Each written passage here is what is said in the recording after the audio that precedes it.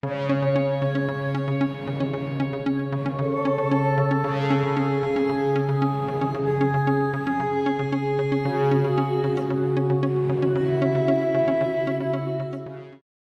콘스탄티누스 대제, 콘스탄티누스 대제.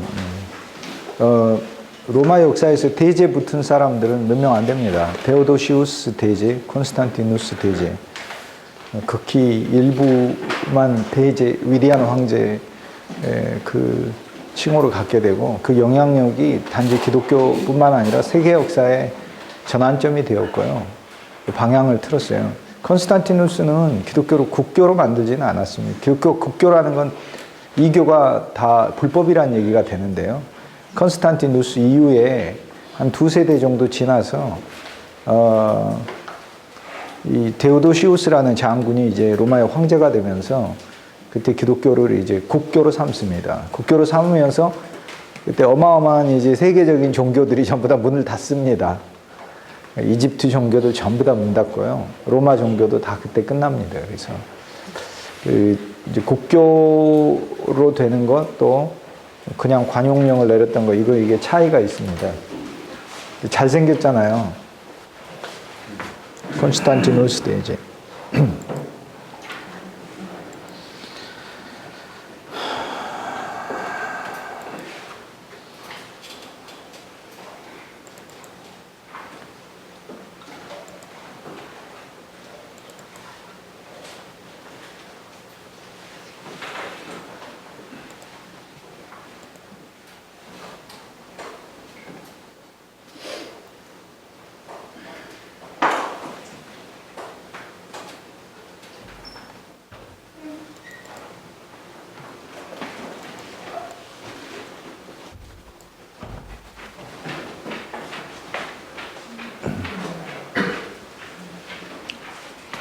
지난주 말씀드린 산타페.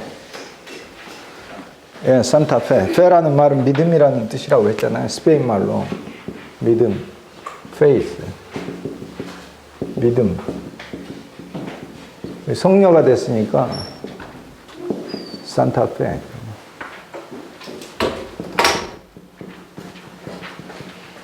스페인이 1492년도에 콜럼부스를 통해 가지고 배 줘 가지고 이제 남미를 개척하고, 그 다음에 남미를 다 정복한 다음부터는 남미에서 브라질 빼고는 다 스페인 말을 쓰잖아요. 스페인 왕국이었으니까. 그래서 스페인, 원래 유럽에 있는 스페인의 카톨릭이 그대로 남미의 카톨릭에 이식이 되면서 남미 카톨릭에 있던 그런 성자들은 그대로 스페인 카톨릭에서 섬겨지던 성자들이 건너오게 됩니다. 그래서 이 산타페가, 그러니까 성자페, 믿음이라는 이름을 가진 여인이 순교를 했는데, 그래서 이제 스페인 사람들에게는 이 어린 소녀, 10대 소녀가 이제 자기 신앙의 끝까지 그 길을 지키고 영적인 전쟁에서 이겼기 때문에 이제 가장 존경하는 그 여성 성자 중에 한 명이 되죠. 그래서 이제 그녀를 기념해서 많은 도시와 학교를 세우게 됩니다. 그래서 이제 산타페라는 말을 많이 사용하게 되는 거죠. 그래서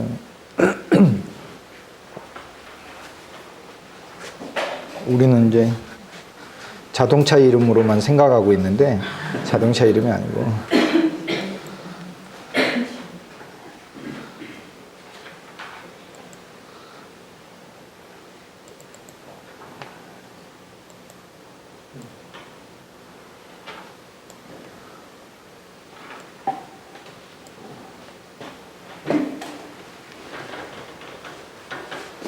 이제 그 흑해 부근에 이제 그 세바스테라는 지역이 있는데요. 오늘날 터키 북쪽이에요.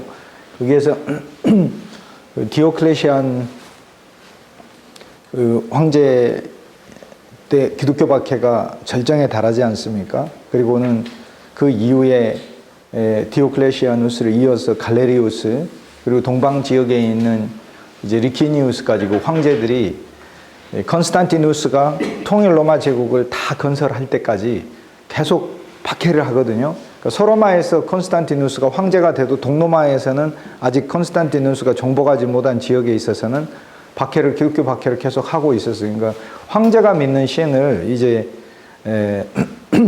백성들도 믿고 군인도 당연히 믿어야 된다고 보는 거죠. 그러니까 신앙의 어떤 우리가 생각하는 경우 많은 현대인들은 신앙이 문화적 액세서리로 생각하는 경우가 많습니다. 그런데 문화적 액세서리가 아니라 사실 보면 우리 이제 본질이죠, 본질이죠. 그러니까 그 신앙의 기능을, 믿음의 기능을 너무 협소하게 생각하는 경우가 많아요. 믿음이라는 거를 그 세상에서 어떤 내가 얻고자 하는 것들을 희구하는 방식으로만 믿음을 생각하니까 실제적으로 이제 기독교 신앙의 어떤 생생함이 없습니다. 인간은 아까 우리 이 사무총회 말씀하셨듯이 나이가 든다고 해서 저절로 절대 마음이 넓어지지 않습니다.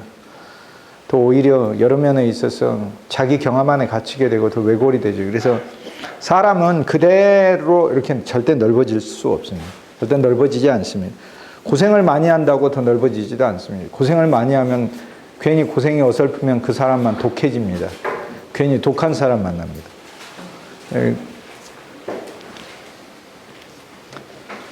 이제 진짜 마음이 넓어진다는 것은 그러니까 본질적으로 자기 자신에 대한 신뢰를 하지 않아야 마음이 넓어질 수 있어요. 그러니까 예를 들어서 내가 마음을 넓힐 수 있다고 생각하지 않아야 해요. 그러니까 내가 마음을 넓힐 수 있다고 생각하는 것 자체가 굉장히 나에 대해서 긍정적으로 생각하는 거거든요. 근데 그럴 수 없어요. 그러니까 실은 내 자신에 대한 어떤 그 노력이 사실 포기돼야 돼요.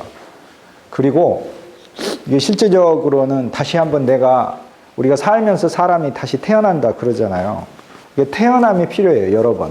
한 번이 아니라 여러 번 필요합니다. 그래야만 내 마음이 참으로 넓어집니다. 그리고 두 번째는 마음이 진짜 넓어지려면 자기 자신이 그렇게 그 선과 악으로 의롭다 또는 불의하다 이 개념으로 살면은 절대 마음이 넓어질 수 없습니다. 왜냐하면 판사의 시각으로 살고 검사의 시각으로 살면 넓어질 수가 없습니다. 그러니까 이 관점을 버려야 해요. 그러니까는 그 관점을 버려야만 진짜 넓어질 수 있어요. 근데 우리가 본질이 어디 가서든지 재판관 하고 싶어 하지, 집에서도 그래요. 재판관에 부부가 싸울 때도 내가 재판관이에요. 내가 기준이 내가 옳고 당신이 틀리다. 이게 재판관 하려고 하는 게 본성이지. 재판관, 그러니까 가정이 법정이 돼버리면 그거는 참으로 아주 불행이죠. 그리고 교회가 법정이 돼도 불행해요. 서로 고발하고 그러니까. 사회법으로 고발한다는 뜻이 아니라 서로 그 사람에 대해서 이렇게 선과 악의 기준으로 봐버리니까 저 사람은 수준이 낮은 사람, 저 사람은 수준이 있는 사람. 그래서 그런 우리 자체에 있어서 첫째는 그러니까 내가 태어남이 필요하고 두 번째는 내가 스스로 노력으로 마음이 절대 넓어질 수 없다는 자기 노력을 중지해야 돼요. 그렇게 성공한 사람 한 사람도 없어요. 그리고 세 번째는 그러니까 다시 태어남을 넘어서서 사실상의 내 시각에 있어서 큰 변화가 필요해요. 사람들을 선과 악의 관점으로 안 보는 게 필요하고 왜냐하면 저도 마음이 넓어지는 것이 굉장히 저에겐 심급하고 기묘한 문제였었기 때문에 많이 고민을 했죠. 근데 제가 여러분에게 드린 답은 저 혼자의 명상과 사색을 통해 제가 마르쿠스 아우렐리우스도 아니고 그렇게 나온 답이 아니고 솔직히 이야기하면은 2000년 역사에서 같은 인간으로 살면서 똑같은 인간으로 살았잖아요. 우리가 똑같은 욕망과 욕구를 가지고 살았잖아요. 우리 시대에 앞서서 2000년 동안 살았던 그 사람들이 고민했던 그 고민은 우리 고민하고 똑같아요, 사실상. 근데 그 고민에 대한 해답들을 쑥 본 결과 제가 지금 현재 집약해서 말씀드리는 거예요. 그거를. 그래서 관점을 버리세요. 관점을 버려야 되는데 제일 중요한 관점은 어떤 사람도 나보다 나은 사람입니다. 진짜로. 어떤 사람도 나보다 나은 사람입니다. 저는요, 이렇게 그 TV에 보면은 굉장히 큰 어마어마한 막 사건들을 터뜨리신 분들이 많이 나와요. 정치인도 그렇고, 뭐 연예인도 그렇고. 근데 솔직한 마음을 제가 말씀드리면요. 비판과 비난을 그만둔 지가 오래됐습니다. 오래됐어요. 정말로 오래됐어요. 왜냐하면은 그 사람하고 나하고 차이는 그 사람은 공개된 것이고 나는 공개가 안 된 것이거든요.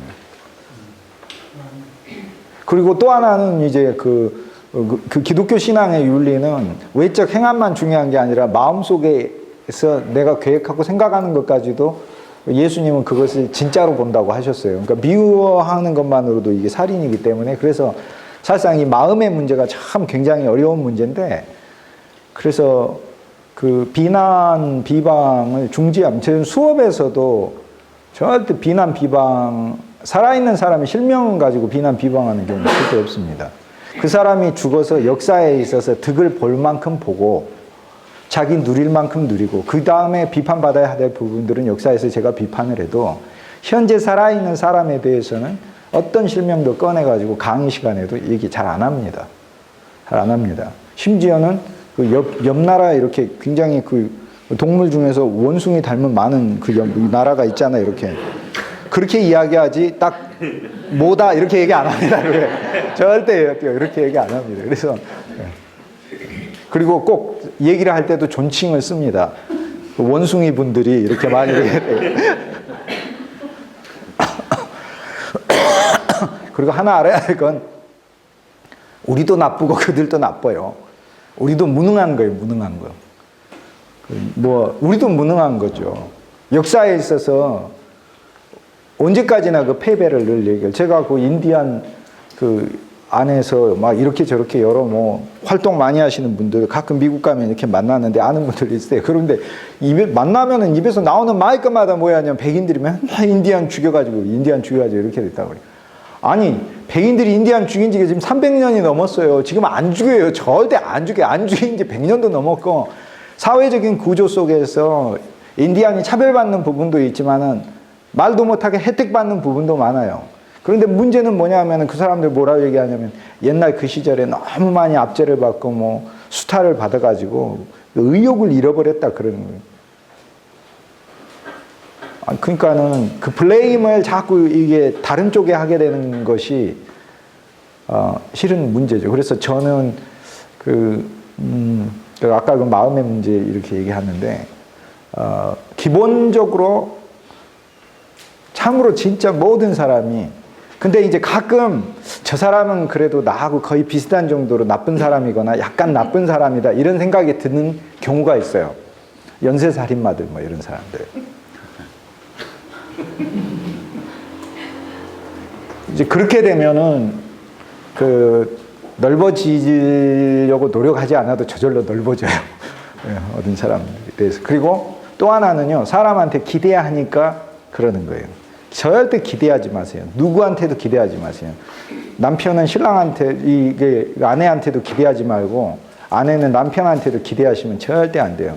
사람을 기대하는 것이 이게 기독교 신앙에서는 그게 죄예요, 죄. 사람은 기대하는 존재가 아니라 제가 지난 학기 계속 얘기했듯이 사랑과 긍휼을 베풀어야 되는 존재지 기대하면 안 돼요. 이 세상에서 여자도 순종의 본성을 가지고 태어난 여자는 단 한 명도 없어요. 난 단 한 명도 보지를 못했어요. 자기가 남편에게 막 순종한데 순종할 만한 어떤 뭔가 이유가 있으니까 순종하겠죠. 돈 잘 벌어오든지 남편 직장이 좋든지 뭐 건강하든지 뭐 이렇게 여기저기 여행도 잘 데리고 다녀준다든지. 그런데 그 조건을 달아서 순종하는 건 쉽습니다. 그렇지 않습니까? 나한테 뭐 막대한 경제적 이득을 주는 분이야. 제가 손 모으고 이렇게 인사하기가 뭐가 어려워요. 하죠. 근데 그런 거는 참마음이 아니기 때문에 사람이 착각을 해요. 어떤 그 외적인 동기를 가지고 나오는 그거가 본심이 아니에요. 그러니까 여성은 본심이 절대 온 우주에서 남자에게 순종적인 마음을 가지고 태어난 여자는 한 명도 없어요. 한 명도 없어요. 그 역의 본성을 가지고 태어나가지고요. 틈만 나면은 머리 꼭대기로 올라가려고 그러고 남편은 우습게 생각하고 실은 자기가 머릿속으로 남편보다 더 영리하다고 생각해요. 사회적으로 여러 제한이 있어서 사회활동을 약간 못할 뿐이지 실제로 인간으로서는 내가 더 우수하다 이러고 생각한다니까요. 진짜로 그런다니까요. 만약 그렇게 생각하지 않는 분이 계신다면 뭐 그렇게 생각하지 않는데 그만큼 교만한 거예요. 그러니까 자기는 그러면서도 그걸 거부할 정도로 교만한 거예요. 그걸 거부할 정도로 교만한 거예요.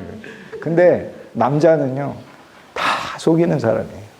온 세상의 모든 남편은 100% 속이는 남편이에요. 그러니까 뭐 결혼할 때 막 그러잖아요. 손잡고 다시는 눈물 안 흘리게 해주겠다. 그때까지 살아온 인생에 흘린 눈물보다도 더 많은 눈물을 남편 때문에 흘려요. 더 많은 눈물을. 그러니까 그게 거짓으로 한 말은 아니지만 인간은 힘이 없어요. 그걸 지킬 수 있는, 자기가 약속해 놓고 지킬 수 있는 힘이 없어요. 뭐 안 울고 사시고 항상 웃으면서 사시니까 뭐 좀 해당이 안 될 수도 있겠지만 그래서 그 기대하지 마세요. 그러면요 그게 마음 아플 일도 없고 같이 일하는 사람한테도 기대할 필요 없어요. 그냥 사랑과 긍휼의 대상으로 이렇게 보면은 좀 좋다. 이런 거. 이거는 이제 제가 몇 가지 이제 여러분이 이제 이 클래스는 굉장히 수준 높은 클래스거든요. 방송용 멘트입니다. 그대로 또 믿으시면 안 됩니다. 천안에서 굉장한 유지분들, 지식인들이 모인 자리니까 방송용 멘트예요, 지금. 그래서 여러분들이 이제 세계 곳곳을 다니다가 이렇게 보면은 세계의 문화유산은 다 교회 아니면 신전이에요. 인류 문화유산 1호 파르테논 아니면 이게 신전이죠, 신전. 아데나 여신의 신전이에요.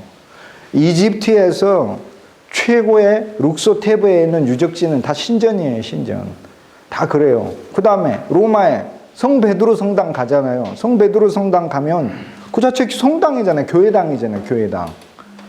근데 그 자체가 인류 문화의 최고의 보물들이 있잖아요. 기둥들은 세계 제1의 역사상 최고의 건축가였다는 베르니니가 만들고, 그 안에 가면은 미켈란젤로의 피에타가 이렇게 있어가지고 예수님 이러고 있고, 라파엘이 그림 그려놓고, 우리 집 인테리어도 세 사람이 와서 좀 해줬으면 좋겠어. 나는 얘기해. 우리 집 인테리어도. 그러니까 근데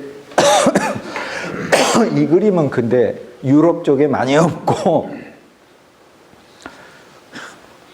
호흡곤란의 상황에서도 끝까지 강의를 하겠다는 이 숭고한 교육자적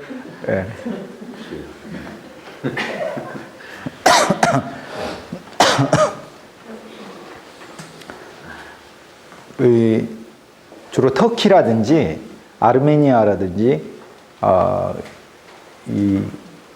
그런 나라들 가면은 이제 교회당 안에 들어가면 많이 있어요. 이게 이제 300년대에 40명의 포리마르스 세바스티에서 322년 리키니우스가 이제 박해 있을 때 콘스탄틴하고 같이 모여가지고 박해 안 하자 해놓고는 가가지고는 박해를 하기 시작해요. 로마뿐 아니라 모든 군주들은 신앙이 우리에게는 액세서리했지만 그들에게는 전부였어. 100%예요. 그래서 이제 사실 마음의 문제 제가 왜 꺼냈냐면 신앙은 단순히 내가 원하는 무언가를 막 이루어주는 차원을 뛰어넘어서요. 나의 존재 자체를 바꾸는 것이기 때문에 그래요. 그러니까 사실 진짜 마음의 변화도 신앙 안에 있어요. 믿음 안에 있는 것이고 다시 태어남도 그 안에 있는 것이고 사람에게 기대하지 않는 것도 안에 있는 거예요. 기대를 안 하니까 실망할 이유가 없어요. 저는 우리 딸들에 대해서 절대 실망해 본 적이 없어요. 기대를 안 하거든. 기대를 안 하는데 뭔 실망을 하냐고. 기대를 안 하는데.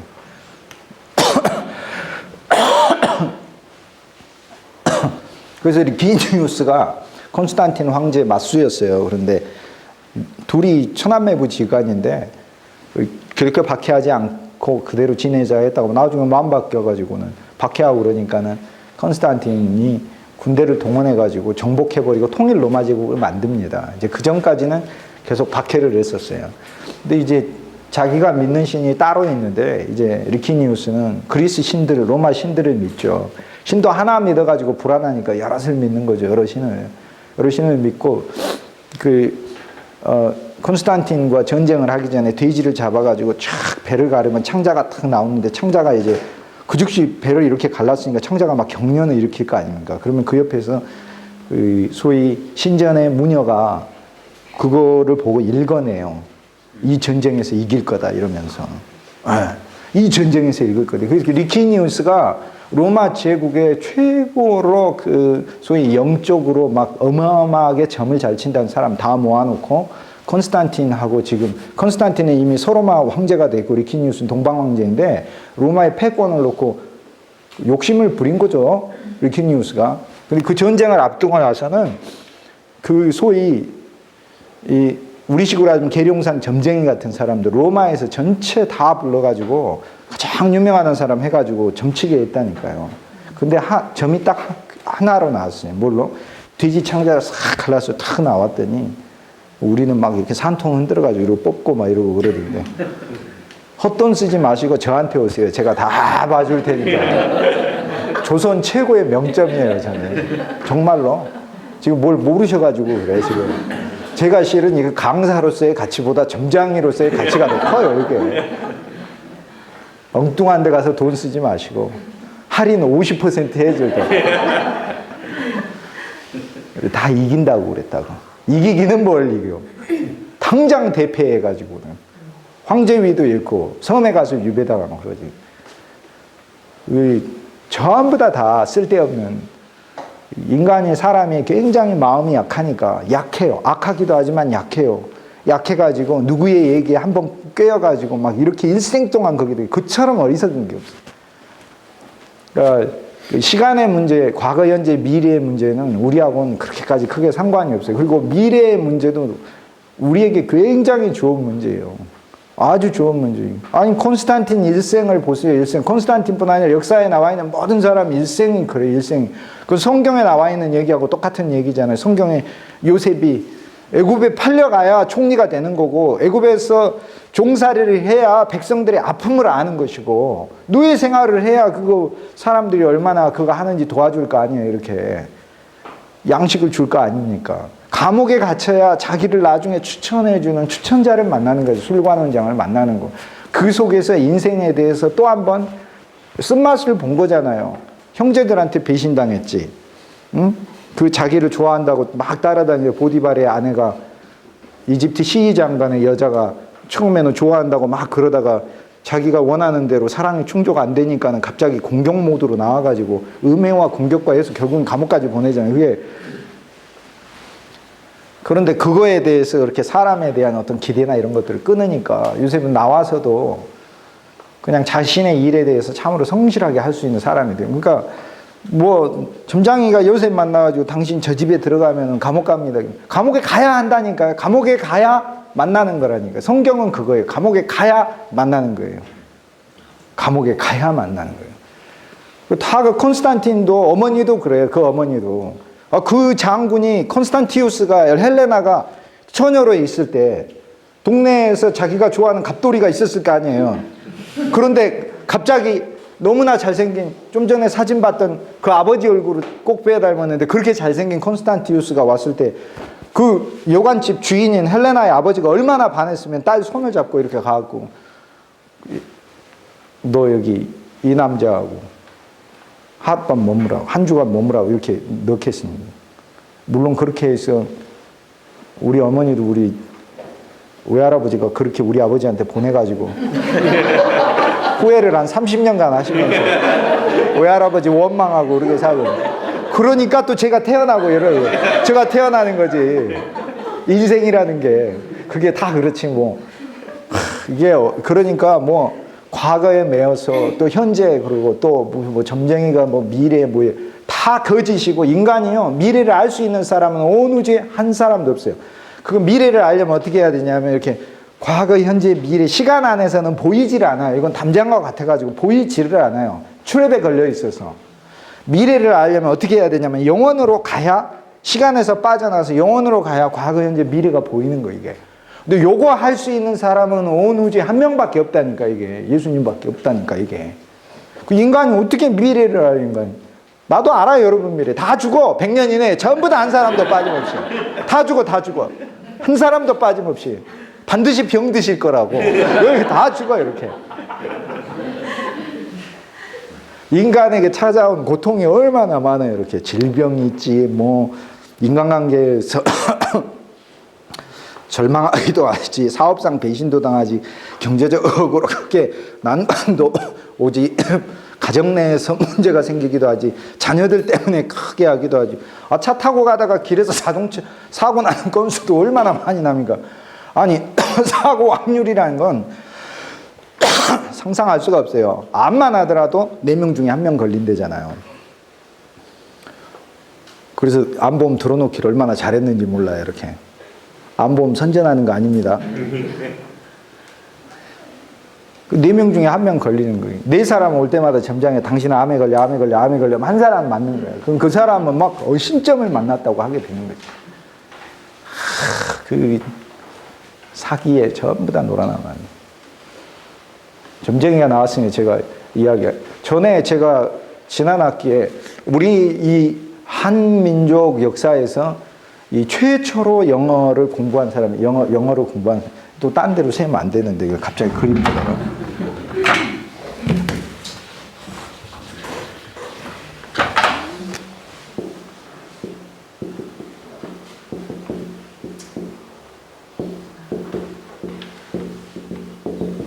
1882년 충남 아산 여기 둔포에서 여기 태어났잖아요, 여기서. 그래서 이 고종임금님이 신사유람단 꾸려가지고 일본 가라고 하니까 자기가 모시던 어윤중 대감 따라가요. 20살도 안 된 젊은이가 가방 들어준 젊은이. 그래서 일본에서 남아서 영어를 배우게 됩니다. 그래서 우리나라에서 처음으로 영어를 배워요. 선교사들이 와서 학당을 세워가지고 영어를 가르치거든요. 유경공원에서 헐버트 선교사가 이 영어를 가르치게 되는데 이게 1886이거든요, 이게 1월. 그러니까 윤치호는요. 그리고 선교사 제일 처음 들어온 선교사가 누구냐면 호레이스 알렌이라는 의사인데 연세 세브란스의 이제 초기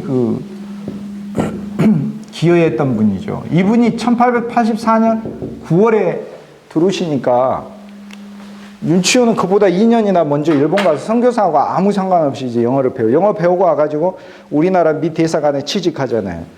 취직해가지고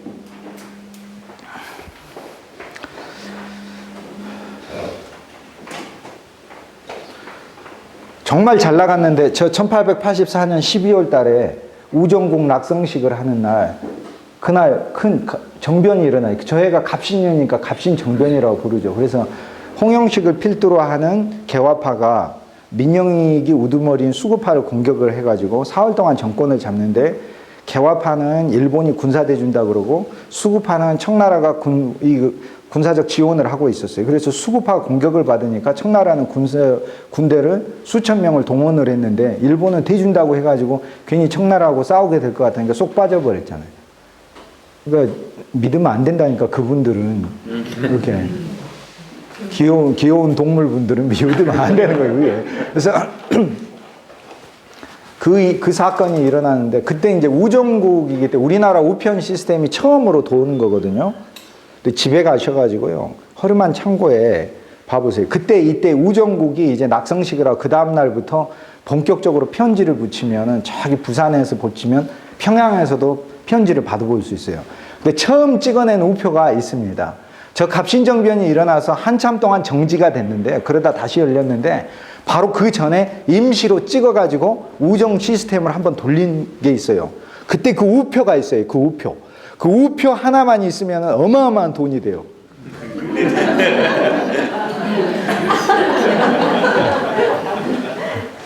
시골에 한번 다녀오셔요. 그래가지고 하루만 찾아가지고 혹시 옛날 편지들 같은 거. 그런데 이게 윤치호하고 무슨 상관이냐면은 윤치호 아버지가 김옥균 편에 선 군인이어가지고 그래서 윤치호가 도망을 가요. 이 젊은이가 도망을 가서 중국에 가서 중서서원이라는 데서 거기에서 학교를 다니고 상해에 있는 중서서원에서 학교 다니다가 조선 젊은이가 열심히 공부하고 그러니까는 그 교장 선생님이 윤치호를 잘 봐가지고 미국에 유학을 보내주는데 윤치호가 한민족 역사상 처음으로 미국의 대학을 졸업한 사람이 돼요. 에모리 대학 졸업해요. 밴더빌트 들어갔다가 에모리를 졸업하죠. 그래서 문제는 이거 에모리를 이제 졸업하고 5년 동안 미국에서 유학하면서 그곳에서 돈을 많이 이제 벌어요. 버는데 그때 돈 그 200불이라는 그 어마어마한 돈, 조선에 오면 집을 몇 채 살 수 있는 그 돈을 그 졸업식을 하는 날 그걸 바쳐요. 그 총장에게. 그 총장이 이제 와런 캔들러라는 사람인데, 와런 캔들러는 누구냐면은 에모리 대학의 이 1894년대 와런 캔들러가 총장할 때, 그러니까 지금부터 120년 전에 총장할 때 와런 캔들러 형이 아사 캔들러예요.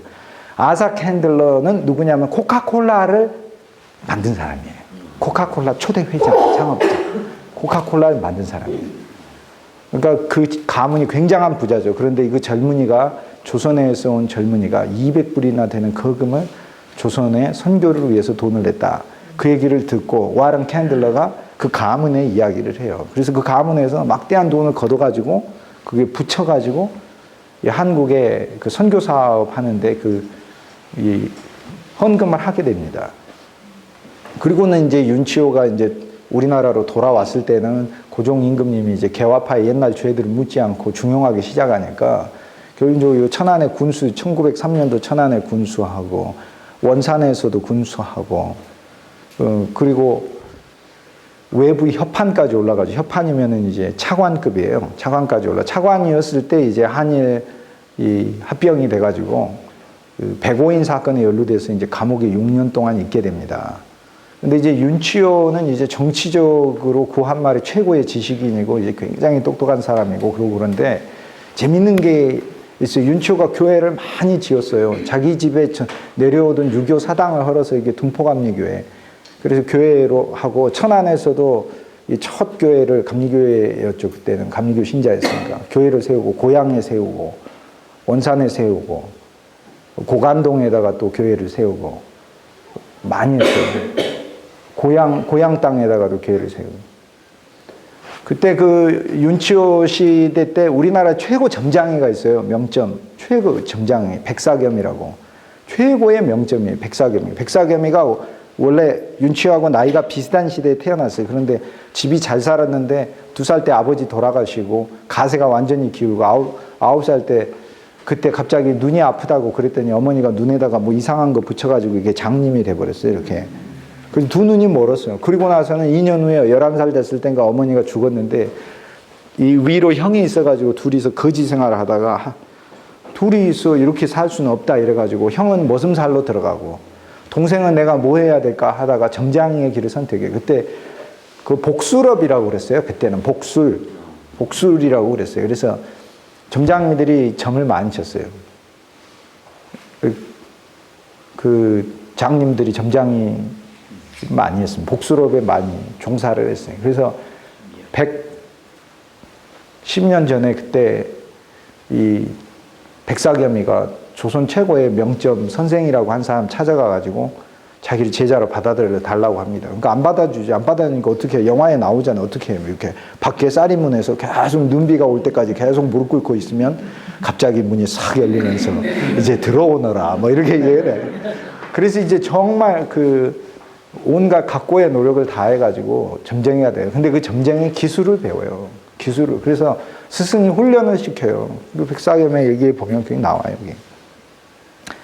이게 그 하나님은 하나를 가져가면 하나를 참 주시는 게 있어요. 그래서 시력을 가져갔기 때문에 청각이 남의 여러 배나 이렇게 민감해요.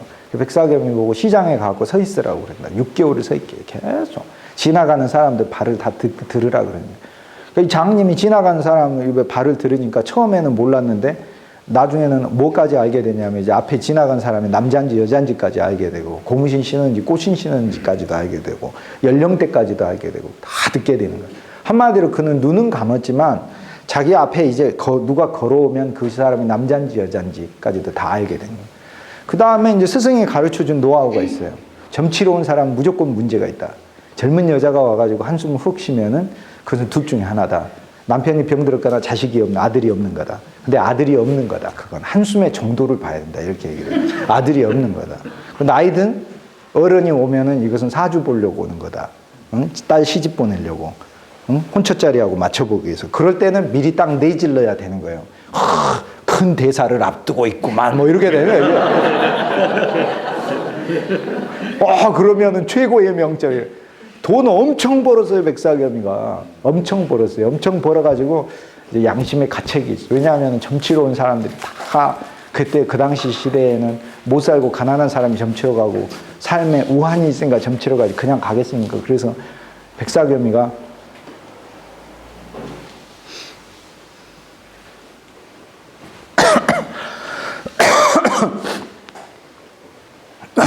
백일기도를 해가지고 신기를 받아서 진짜 점을 치겠다고 백일기도에 들어갔어요. 백일기도에 딱 들어가가지고 이제 오늘부터 백일기도 끝나고 오늘부터 점을 치면은 점이 잘 되겠지 했는데 누가 들어왔어. 근데 이제 이 사람이 들어오는데 아픔 못 보는 백사겸인데 들어오는데 무슨 한숨도 안 쉬고 그리고 돌아가지고 뭐라고 막 중얼중얼 거리고 그래. 근데 그 사람이 김재옥이라는 사람인데 이 복음 전하러 다니는 감리교 전도사였어요. 그러더니 당신 뭐하러 왔냐? 야소 믿으라고. 야소 그때 예수를 야소라고 그랬어요. 야소 믿으라고 그러니까 난 점쟁이인데 점쟁이한테 뭔 전도를 하느냐고 하면서 쫓아버렸어요. 근데 그로부터 며칠 안 지나가지고 백사겸이가 꿈을 꾸잖아요. 꿈에 이게 하늘을 갔는데 거기서도 장님이야. 그런데 꿈에 산통을 딱 주면서 이것은 내가 주는 산통이니 이걸로 점을 치라 그러는 거예요. 당신 누굽니까? 그러니까 나는 야소다. 이렇게 얘기를 하는 거예요. 그 백사겸이가 내가 예수를 믿어야 되나? 이렇게 해가지고 그래서 예수를 믿으면은 그러면은 점을 이제 못 치게 되잖아요. 근데 그가 결단을 합니다. 신기라는 건 없는 거구나. 그러니까 신기가 있긴 있어요. 정신이 이상한 인간들이 신기가 있는 거지. 그건 정신이 이상이지, 그건 신기가 아니에요. 그래서 백사겸이가 그 고향의 명점이었어요. 3일장, 5일장에 가서 다 가만히 깔고 내가 고향의 백사겸이야 이러면은 막 줄을 섰다니까. 줄을 섰다니까. 그래서 김재욱이 보고 교회 가겠다고 그러니까 김재욱이가 걱정이 되잖아. 점쟁이가 갑자기 교회 나와버리면 점치면 안 되는데 뭐 먹고 사느냐. 그랬더니 백사겸이가 나는 그런 거 걱정하지 않는다고 그랬잖아. 이제 점을 안 치겠다 이러고. 그래서 고향에 교회에 딱 나갔는데 고향의 그 교회 그날 설교 그 고향의 교회를 누가 만들고 고향의 교회에서 누가 복음을 전했느냐. 윤치호가 지금 설교하고 있었다고. 젊은 윤치호가. 그래서 조선 최고의 지식인과 일본, 중국, 미국에서 공부하고 한민족 교상 처음으로 대학을 졸업해요. 120년 전에. 제가 윤치호 일기를요, 2년 동안 쓴 일기를 읽어봤거든요. 정말 솔직하게 이야기하면 저보다 영어도 훨씬 잘합니다. 정말. 처음에 보고, 영어 일기를 누가 이렇게 잘 쓰지? 우리말 사전에 영어 단어를 번역한 많은 단어를 윤치호가 번역했어요. 정치, 경제에 관련된, 사회에 관련된 많은 영어. 심지어는 어려운 단어까지, ratification, 비준이라는 단어, 국가 외교 수반이 할 때, 이것도 다 윤치호가 한자로 뽑아가지고 다 번역을. 근데, 이 백사겸이가 바로 윤치호가 처음으로 세운 그 고향 땅 그 교회 첫 신자예요, 첫 신자. 신분을 뛰어넘어서 조선에서 가장 불행하게 살고 가장 배우지 못한 사람과 최고의 지식인이 복음 안에서 만나고 한자리에서 예배드리고 교제하고 일생의 친구가 되고 하는 거예요. 그것이 바로 기독교 복음. 엉뚱하게 이리 확 흘려가고 저리 흘려가고 하는 거. 사람이 마음이 약하니까 이리 휩쓸려가고 저리 휩쓸려가고. 너무나 약하니까 어린아이처럼 약해요. 나이가 들수록 더 약해요. 더 약해진다니까요. 더 약해집니다. 더 약해져요. 그래서 그거 볼 필요가 있어요. 이걸 이제 40명의 리키니우스 황제 박해 때 리키니우스 곧 이제 이 일 있고 나서 얼마 되지 않은 컨스탄틴한테 이제 패배하고 유배 당하게 됩니다. 자기 밑에 있는 크리스찬 병사들을 다 뽑아가지고 얼음 강 위에 세워놓고 전부 다 이게 동사시켰어요. 그리고는 옆에다가 사우나를 만들어서 신앙을 배교하면 살려주는 거예요. 이렇게 사우나를 만들어 놓고. 그런데 여기에서 이게 그 그림들인데요. 여기 인간적인 표정은 다 똑같아요. 이게 비잔틴 미술의 특징이에요. 우리의 표정은 그렇게 중요한 게 아니에요. 왜냐하면 표정은 기만이기 때문에 그래요. 여러분 슬픈 표정을 지었다고 실제 슬프지 않아요. 혼자 슬프다고 착각하고 사는 것이지. 왜? 감정에 빠지면 되게 좋거든. 감정이 마약 같아가지고. 이게. 그러니까 그 40명이 있다가 너무 추워가지고 옷 다 벗겨놓고 얼어서 죽으니까 여기 그 터키 북부 세바스테에 있는데 거기는 겨울에 제가 여러 번 갔었을 때는 눈이 얼마나 많이 오고 너무나 추운데 거기 맨몸으로 벗겨가지고 저렇게 세워놨으니 얼마나 춥겠어요. 그러니까 그 중에 한 명이 이제 신앙을 배교를 하고 들어가는 거예요, 이게. 들어가니까 이들 나머지 39명, 이게 39명이다. 하나, 둘, 셋, 넷, 다섯, 여섯, 39, 딱 39명이에요. 39. 경계 근무를 쓰고 있던 로마 병사가 원래 자기는 신자였어. 그런데 죽기가 두려워가지고 이렇게 신자가 황제신 숭배도 하고 황제신에게 제사 드린데도 참여하고 그랬어. 근데 거기에 39명이 죽는 것을 보고 그 중에 한 명이 배교하고 나오는 것을 보자 갑자기 자기의 마음이 바뀌었어. 그래가지고 옷을 벗고 자기가 크리스찬임을 선언하고 이게 지금 들어가는 장면이에요. 그래서 40을 만드는 거예요, 이렇게. 근데 이게 이제 소위 회화의 기법인데 뭐 이야기하냐면 등을 보이잖아요. 이게 배교예요. 그는 얼굴이 없죠. 무슨 얘기예요? 알아주지 않는다. 하늘나라에서 이 사람은 알아주지를 않는다. 이런 얘기. 저는 개인적으로 배교를 했다고 해서 하나님이 사정없이 막 후들겨 패고 이럴 거라고는 생각은 하진 않아요. 하나님 긍휼의 하나님이시기 때문에 사람이 마음이 약해서 배교한 사람도 많아요. 2000년 기독교 역사에 보면 배교하고 다시 신앙의 길로 오고 한 사람들도 참 많이 있어요. 그래서 무조건 이게 배교예요. 그러나 이 그림 자체가 보여주는 건 그거예요. 그는 존재가 없게 되는 거죠. 그래서 이제 뭐 예를 들면 이런 거. 이게 초기 기독교의 이제 예술 중에 하나입니다. 이거는 조금 이제 그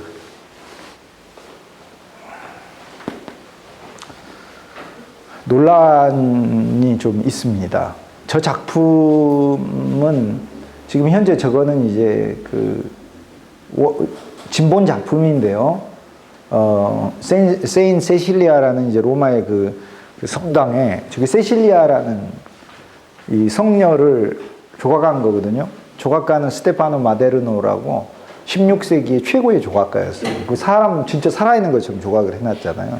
근데 이게 이제 어떻게 된 거냐면 이게 이제 170년경에 이제 뭐 막 기독교인들을 박해하고 로마 황제들이 기독교인들을 박해하고 그랬대. 콘스탄틴이 그러니까 이거 모든 걸 중지시켰으니까요. 콘스탄틴 황제가 313년에 그 전까지는 기독교인들이 이제 간헐적으로 박해를 많이 받았죠.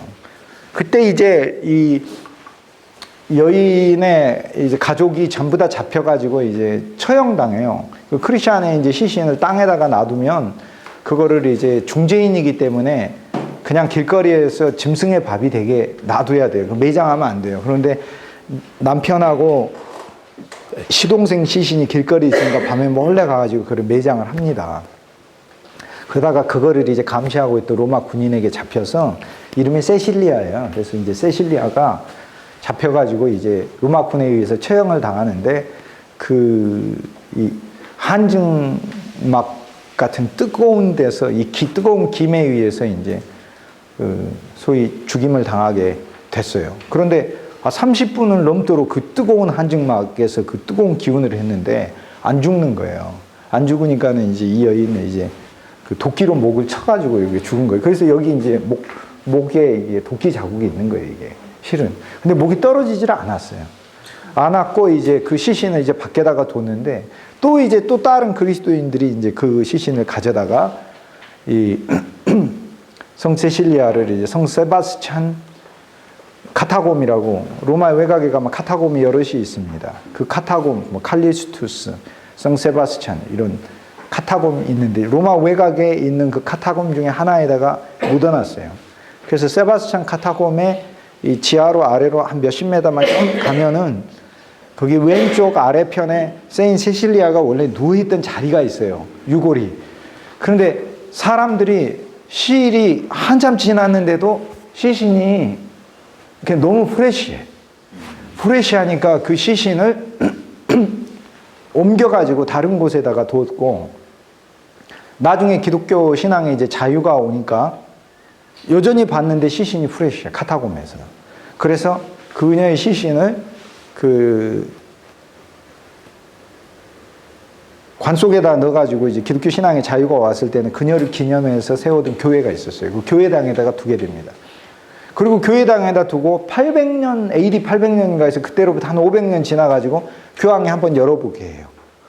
그거를. 요걸 한번 열어보게 해요. 그랬더니 여전히 이제 그 시신의 많은 부분이 썩지 않고 그대로 있었다는 거예요. 그리고는 그로부터 이제 800년이 또 지나서 1580년경에 교황이 또 열어보게 합니다. 그때 열어볼 때 이제 스테파노 마데르노가 그 있는 그대로의 모습으로 조각을 만들어서 지금 이 밑에 이대로 누워있는 거예요, 이렇게.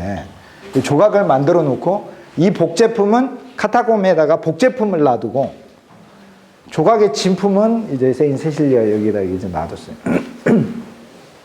그래서 이제 예술적 작품으로 너무나 이제 뛰어나고 이제 이게 손가락 이제 이렇게 세 개는 삼위일체 하나님을 가리키고 일이라는 것은 나의 믿음의 고백을 말하는 거예요. 믿는다. 그래서 말로 할 수 없으니까 이제 그걸로 하고 죽는 어떤 그런 상징들이 이제 여기에 있습니다. 그래서 참 그 아름다운 조각이죠. 근데 이제 여기서 이제 또 하나 아셔야 될 거는 예를 들어서 그럼 지금도 그럼 시신이 안 썩고 있느냐? 안 썩고 있다고 그렇게 하긴 하는데 그 뒤로 1580년대 이후로는 열어본 적이 없는 걸로 제가 알고 있어요. 알고 있고 신앙이라는 것은 막 그렇게 무슨 누가 시신이 썩네 안 썩네 막 그런 이상한 거 쫓아가는 게 신앙이 아닌 거거든요. 이게 신앙이 아니에요. 그런 거는 부수적인 요소. 뭐 그런 일상적으로 놀라운 일은 저기 TV에 보니까 세상에 이런 일이 더 많이 나오래요. 세상에 이런 일이에요. 막 강아지가 거의 사람이야. 나보다 IQ가 높던데 걔는 막 그래요. 그래서 그런 어떤 기이한 현상이 신앙의 본질은 아니다. 그런 걸 쫓고 추구하고 하는 게 본질은 아니다. 합니다. 그런데 이제 중세 천년에 있어서 그런 거를 너무 카톨릭은 추구를 해버렸어요. 예, 그런 게 본질은 아니에요. 본질은 아닌데 어쨌든 간에 이 작품은 스테파노 마데르노의 이제 어마어마한 놀라운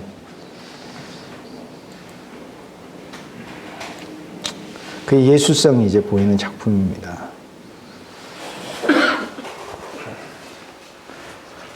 소롬하고 동로마인데 476년에 AD 476 AD는 이제 그리스도 이후에 476년에 소로마가 멸망을 당합니다. 그래서 이거 소로마 멸망이다 이렇게 부르고 소로마를 멸망시킨 야만족들이 있을 거 아닙니까? 야만족들이 앵글족이 있고 삭슨족이 있어요. 그 다음에 이제 게르만족이 있고요.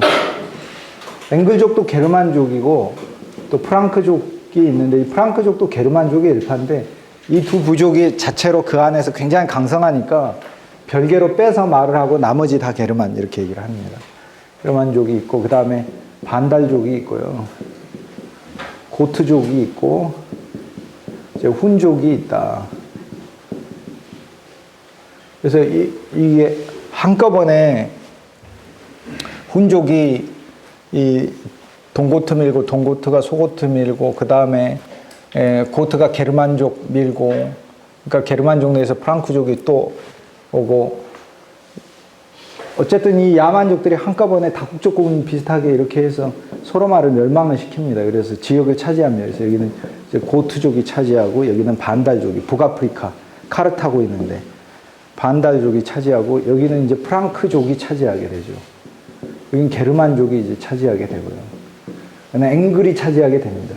그전에는 브리튼이었는데 이제는 앵글이 차지하게 되고 그래서 브리튼 사람들은 지금까지 이 부근의 웨일즈 부근에 살면서 자기들이 진짜 이 섬의 주인이라고 생각합니다. 그래서 절대 영국에 안 들어갑니다. 영국에 안 들어가요. 원래는 브리튼족이다.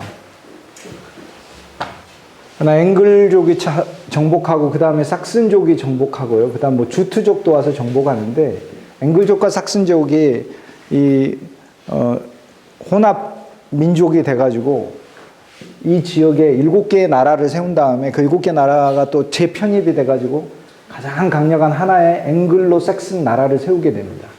여기 들어온 때는 BC 500년대에 들어오거든요. AD 500년대.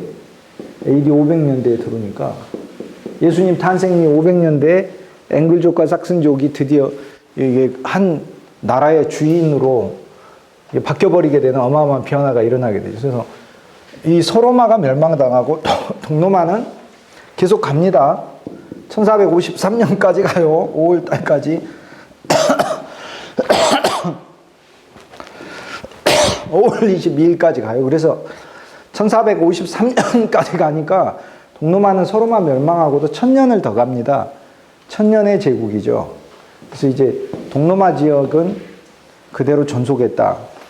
근데 서로마 지역은 멸망을 했다. 그걸 이제 역사에서 서자 빼고 그냥 로마 멸망 이렇게 하는데 로마 멸망이 아니고 서로마 멸망이죠. 서로마 멸망인데 게르만족이 이제 게르만이니까 영어로 게르마니가 되잖아요. 젊은이가. 그 다음에 프랑크는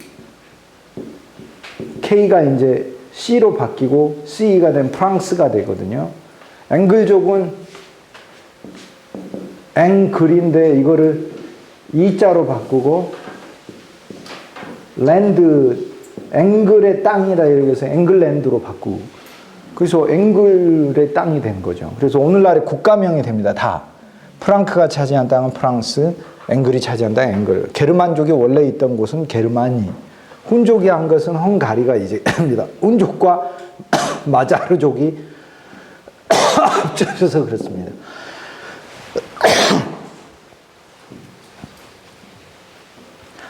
그래서 야만족의 침공은 오늘날 서유럽 국가의 시작이기 때문에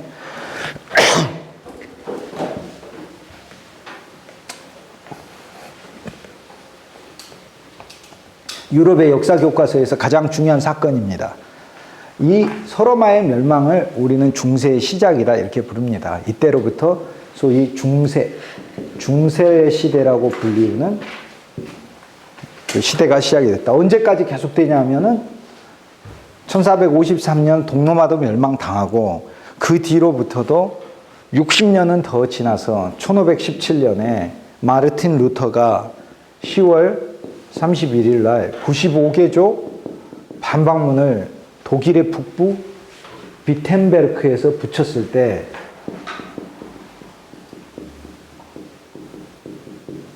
비텐베르크 성체 교회당 문에다가 붙였을 때 이것이 중세의 종막을 고했다. 중세의 종막을 고한 상징적 사건이다. 이렇게 얘기해요. 왜냐하면 95개조 반박문을 통해서 중세 시대를 규정하는 것은 중세는 한마디로 이제 기독교 신앙의 통일된 왕국을 세운 이 거대한 하나의 단일적 이 사회 체제였거든요. 그런데 거기에 그런 단일적 왕국을 가능하게 했던 그런 어떤 신앙적 요소들을 마틴 루터가 95개조 반박문을 통해 가지고 그 근거들에 대한 기본적인 이 제거를 하게 됩니다. 그러니까 중세가 되는 어떤 그 근거들이 없어요. 예를 들면 교황이 왜 필요해요? 교황이나 뭐 교회의 머리는 그리스도지 교황이 왜 필요하냐? 교황이 모든 그리스도인들은 다 하나님 앞에서 형제인데 그리스도께서 오셔서 어떤 특별한 사람을 통해 가지고 계속해서 교회를 유지하거나 그런 적이 없는데 교회가 그거를 만든 것이죠. 중세 교회가. 그래서 이제 예를 들면 이제 그런 부분에 대해 이렇게 1517년 종교개혁의 시작은 소위 우리가 이야기한 근대의 시작입니다. 이때로부터 근대가 시작이 되고 오늘날은 우리가 현대라고 부르는 거죠. 그러니까 이 중간 시대를 이 중간의 1000년간을 중세시대다 이렇게 부릅니다. 중간세대다. 중간세계다 이렇게 부릅니다. 그러니까 결국에 중세시대 이전 고대시대 때는 로마 제국 이야기인 거고 중세시대 때는 이 야만족 이야기인 거예요. 로마가 아니에요. 이 야만족들이 주인공이니까 야만족 이야기인 거예요. 이 야만족이 로마를 정복했는데 로마를 정복한 야만족은 로마를 정복했던 또 다른 신앙인 기독교 신앙과 어떻게 연관이 되느냐. 그런데 이 야만족들도 기독교 신앙에 의해서 똑같이 교화되고 정복받아요. 그래서 이 야만족들이 이제 기독교 신앙의 하나의 통일된 왕국을 이루어 나가는 것이 바로 중세의 역사가 되는 것입니다. 앵글이라는 말은 이제 아주 날카롭다는 거죠. 항상 사람 찌르고 다녔나 보지, 뭐, 이렇게. 인간 중에서도 그런 사람이 있어요. 말만 하면은 꺼내갖고 막 찌르는 전갈 같은 그런 어떤 성격을 가진 사람들이 있어요. 그러면 사람이 또 자기가 남한테 찔렸을 때는 아주 밤잠을 못 잡니다. 자기는 하루에 막 한 30번씩 찌르고 다니면서 한 번 찔림 당해가지고 잠 못 자고 그랬습니다. 근데 이런 야만족이 왜 야만족이냐면요, 두 가지예요. 옷을 제대로 안 입고 다녀요. 최소한으로 입고 다닙니다. 두 번째, 책을 안 읽어요. 책은 좋아해요, 되게. 잘 타니까. 불태우려고. 아주 좋아해요. 야만족처럼 책 좋아하는 사람 없어요. 빨리 태워 먹어야 되니까. 불쏘시개로 최고 좋으니까. 그러니까 우리가 책을 좋아하는데 어떤 방식으로 좋아하느냐. 좀 틀립니다, 그게. 그래서 그게 이제 신앙하고도 연결되는 거예요. 그리스도 예수를 좋아하는데 어떤 방식으로 좋아하냐. 도대체 왜 좋아하냐, 이런 거. 그러니까 이제 야만족들이 소위 앵글족이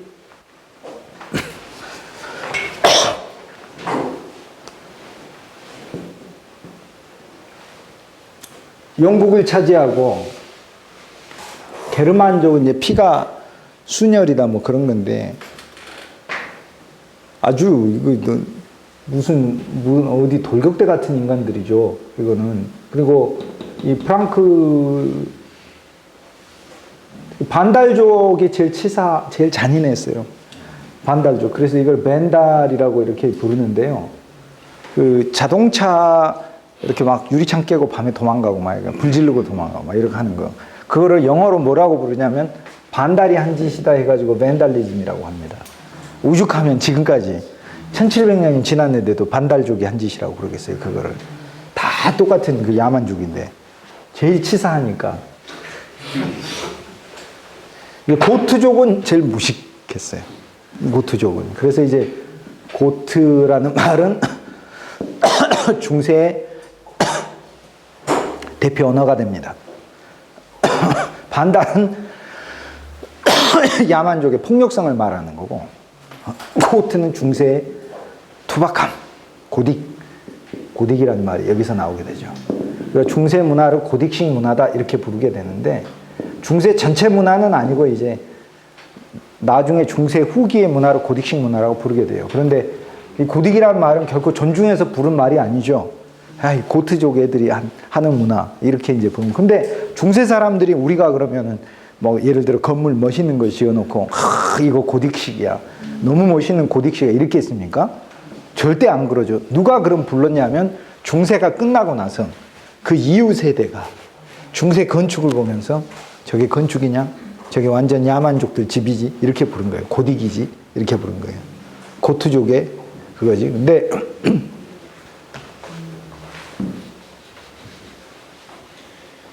그래서 이제 약간의 이제 중세에 대해 비열하게 생각하는 말들이 있죠. 야만족이 서로마를 정복시키니까 서로마의 인구 체계, 정치 체계, 이 모든 것들이 전부 다 바뀌고 혼란이 큰 이게 일어난. 근데 그 중에서 황제가 이제 폐위가 됐기 때문에요. 황제가 물러났어요. 로마를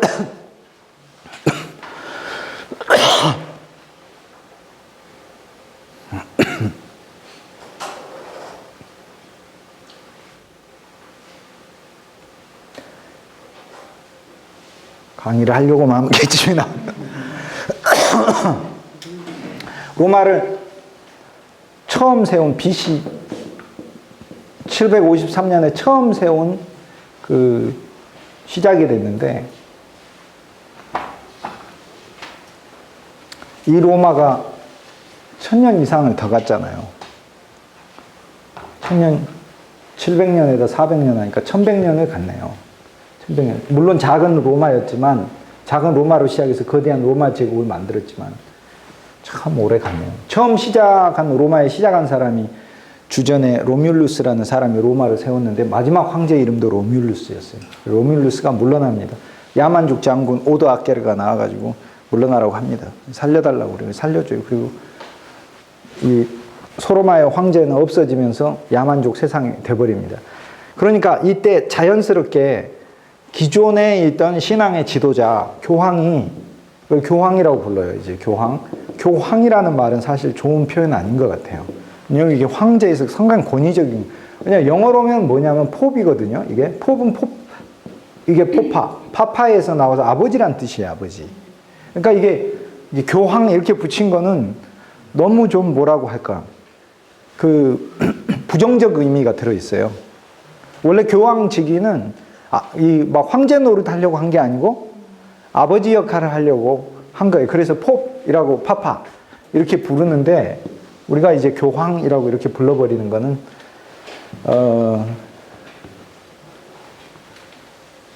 존칭이 아니라 이 상당히 그 역할에 대해서 부정적으로 규정해버린 것하고 같다, 이렇게 얘기할 수 있습니다.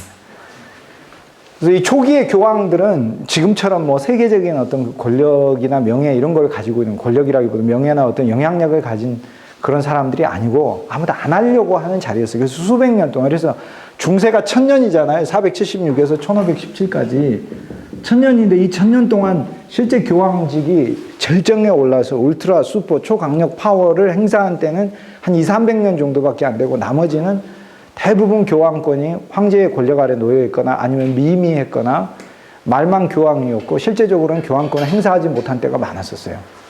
그래서 중세 전체가 교황의 시대가 절대 아니에요. 절대 아닙니다. 그래서 교보문고에 갔더니요, 역사 교과서 이렇게 딱 뽑아서 보는데 뭐라고 하면 중세 1000년은 교황이 막 지배를 하고 자기 마음대로 한다. 무식해도 그렇게 무식할 수가 없어요. 베스트셀러로 돼 있더라고요. 제가 그래가지고 여기 휴대폰에다가 그 내용 찍어왔다니까요. 그 내가 여기에서 이거 보여줄까 이렇게 하려다가 살아있는 사람 형 안 보기로 했지 해가지고.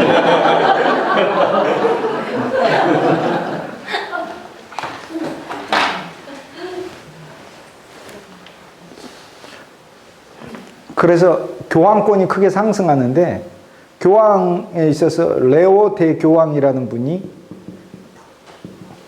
이제 주교죠. 로마의 주교죠. 레오 대교황이라는 분하고 그레고리 대교황이라는 분이 이제 세계 역사에서 이제 크게 주목을 받게 됩니다. 이분은 450년경, AD 450년경에 활동했고, 이분은 590년경에 교황이 됐어요. 590년에서 605년까지 교황이 된 분이에요. 그 중간에도 교황이 많이 있었지만 이 두 부분은 대자가 쓰여질 정도로 굉장히 신실하고 이제 그 말 그대로 지도자에 걸맞는 분이었다, 이렇게 얘기할 수 있습니다. 대자가 들어가는 교황이 역사에서 3명밖에 안 됩니다. 중세 때 니콜라스 대교황이 하나 있고, 수백 명의 교황 중에서 Great Pope이라는 이 칭호로 붙은 거는 안 됩니다. 몇 명 안 됩니다. 20세기 교황도 Great 안 붙입니다. 그러니까 그걸 보면은 이제 얼마나 이분들이 이제 뛰어난 분들이었는가 하는 걸 알 수 있죠. 그래서 교회에 기물을 팔아가지고 오히려 포로로 잡혀간, 야만족이 공격받았으니까 포로로 잡혀간 사람 구해오고 교회를 병원이나 학교나 진료소로 이제 바꿔가지고 운영을 하고 하는 게 굉장히 실제적이고, 그렇다고 해서 이분들이 그 영적으로 아주 그 미진하냐 그렇지 않아요. 레오는 어마어마하게 뛰어난 깊은 이 신학자였어요. 그래서 삼위일체의 이 신앙 중에서도 특히 예수 그리스도의 기독론에 대해서 레오의 그 기독론이 오늘날의 우리 삼위일체 정통 기독론이 되는 그 기초 그 논리들을 제공했습니다. 이분은. 그레고리는 수도사 출신이거든요. 그리고 주민들이 이제 교황으로 옹립을 해가지고 되기 싫었는데 이제 교황이 된 분이에요. 교황이 돼가지고 그 베옷을 입고 다니고, 거친 베옷을 입고 다니고 백성들과 늘 함께하고 그랬죠. 교회에 대한 많은 개혁을 하게 되는데 당시에 사제들의 수준이 엉망이었어요. 그래서 그레고리 대교황이 사제들을 이제 교육하는 교육 프로그램을 만들고, 그리고 실제적으로도 이제 교회에는 많은 그런 교회가 막 재산 쌓아두고 막 돈 쌓아두고 이런 게 아니거든요. 이게 사실 그런다면 그건 좀 문제가 있어요. 또 교회는 거대한 막 큰 건물 지어가지고 그런 거 자랑하는 거 아니거든요. 보이는 것은 다 그림자의 껍데기. 보이는 것은 잠깐이요. 보이지 않는 것은 영원한 것이다. 그걸 믿는 게 진짜 기독교 신앙인데, 보이는 거에다 막 집착하고, 이게 우리는 교회가 이렇게 크고 뭐 그런 거 자랑하고 하면은 사실 껍데기 자랑하는 거, 어린 사람이에요. 굉장히. 근데 사람들이 원래 어리기 때문에 그거 보고 많이 교회를 결정합니다. 그거 보고 많이 결정해요. 근데 그런 것도 그거 벗어날 필요가 있어요.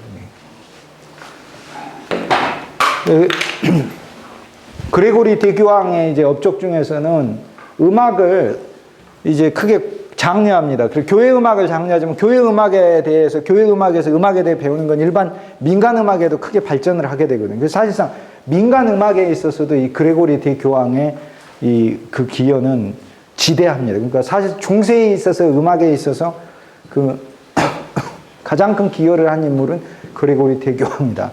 예배 안에 음악을 도입하게 됐는데 이것이 자연스럽게 일반 백성들이 음악으로 쉽게 접할 수 있게 됐습니다. 그레고리 대교황은 그 야만족들이 이제 그 예수님을 믿게 되는데, 야만족들이 믿는 신앙은 가뭄 들면은 비 내려달라고 그러는 거고, 농사 지었으니까 곡식 많이 달라고 하는 거고, 이런 식으로 예수님을 믿는 거예요. 근데 예수님을 믿는 게 삼신할매 믿고 무당 믿듯이 그렇게 믿는 게 아니잖아요. 예수님 믿는다는 건 그리스도 예수를 인격으로 삼아서 그분의 인격하고 나하고 대치되는 예수를 믿는 거거든요. 그러니까 나는 불완전한 정도가 아니라 참으로 그 가증스러운 것들이 많으니까, 예수님은 아름다운 분이잖아요. 이분은 인격도 아름답고 하늘에 이 거룩한 것들이 그분 안에 가득 차 있어서 이게 대치되는 거예요. 이렇게 바뀌는 거거든요. 이게. 그래서 이것은 내 노력으로 되는 게 아니라 내 안에 그분이 이제 가지고 계신 좋은 성품들이 하나하나씩 내 안에 들어오고, 내 삶 자체가, 그러니까 그분이 살아계시고 우주를 통치하고 계시고 내 모든 삶의 일들을 다 관장하고 앉고 일어서는 것도 알고 머리카락도 다 세고 하는 건데, 바로 그분이 나의 길흉 화복을 위해서 내가 수단으로서 세상에 있는 요소들이 잘 되게 하기 위해서 막 믿는 그런 방식이 아니라, 그분의 성품과 그분의 하늘의 생명을 내가 가져서 그분이 나를 통해서 이렇게 표현되는 게, 이게 기독교 신앙의 본질이거든요. 그런데 이제 이거를 종교로 믿는 것이 사실 야만족들이 믿으면서 그런 게 많았습니다. 그래서 야만족 기독교 교화에 크게 성공하지만은 그런 면에서 당시 기독교가 혼탁해진 것은 사실입니다. 이 야만족들 중에서 다 잊어먹어도 프랑크족은 기억을 해야 되는데, 왜냐하면 프랑크 왕국이 크게 성장하기 때문에 그렇죠. 그 중세에는 프랑크 왕국이 하나의 대표 왕국입니다. 400년 동안 프랑크 왕국이에요. 앵글족조차도 맥을 못 춥니다. 나중에 잉글랜드는 뭐 이때로부터 1000년은 지나야 잉글랜드지 게임이 안 돼요. 프랑크 왕국. 그래서 다른 건 다 잊어먹어도 프랑크 왕국을 기억해야 된다. 프랑크 왕국을 기억해야 되는 이유는 뭐냐면, 이 야만족들 다 잊어먹어도 괜찮아요. 프랑크 왕국은 늘 기억해야 돼요.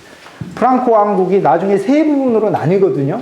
이게 서로마가 아니고 이제 인구가 완전 야만족으로 다 바뀌면서 원래 살던 사람들도 야만족이 크게 영향을 받고 하니까 프랑크 왕국이 되는데, 세 부분으로 바뀌어서 이쪽은 프랑스가 되고 이쪽은 이탈리아가 되고 이쪽은 독일이 됩니다.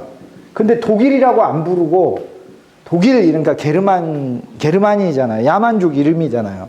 그러니까 이게 폼이 안 나잖아요. 이름을. 예를 들어 이름이 예를 들어 어머니가 예를 들어서 꽃순이 이렇게 지어졌는데 조금 폼이 안 나잖아요. 근데 이름을 바꿨어. 줄리아. 뭐 얼마나 멋있어요. 얼마나 멋있어요. 줄리아. 뭐 이러고. 갑자기 사람이 틀려져. 머릿속에 생각나는 사람. 야, 너 미팅 한번 나갈래? 그게 나와요. 이름이 뭔데? 꽃순이래. 이름이 뭔데? 줄리아래. 그럼 뭐 갑자기 멋있어지잖아요. 그래서 독일이 나중에 이름을 바꿔요. 뭘로 바꾸냐면 새롭고 거룩한 로마 제국이다. 그래서 신성 로마 제국이라고 이름 바꿔. 이거를 옛날 로마하고 아무 관계가 없어요. 그냥 독일에 있는 게르만족이 자기네들이 가진 이름이 되는 거예요. 그래서 프랑크 왕국 전체 이름이 아니라 독일 쪽에 있는 부분, 독일과 오스트리아에 있는 이제 나중에 세 개로 갈라져 가지고 이쪽 부분에 있는 소위 프랑크 왕국, 동프랑크 왕국이죠. 여기가 동프랑크, 서프랑크, 중프랑크니까 동프랑크 왕국이 신성 로마 제국의 이름을 갖게 됐는데, 문제는 신성 로마 제국이 이제 여기서 등장하면서 역사에 또 나중에 주역이 됩니다. 그러니까 결국에 신성 로마 제국은 프랑크 왕국 중에 동프랑크였으니까 다른 건 다 잊어먹어도 프랑크 왕국을 기억해야 된다. 제가 그걸 말씀드린 거죠. 근데 이 프랑코 왕국이 처음 아주 작은 나라였을 때, 작은 왕국이었을 때 496년경에 클로비스가 신성 로마 제국이 된 거는 1000년이 다 됐어야 돼요. 1000년경이 거의 다 됐어야.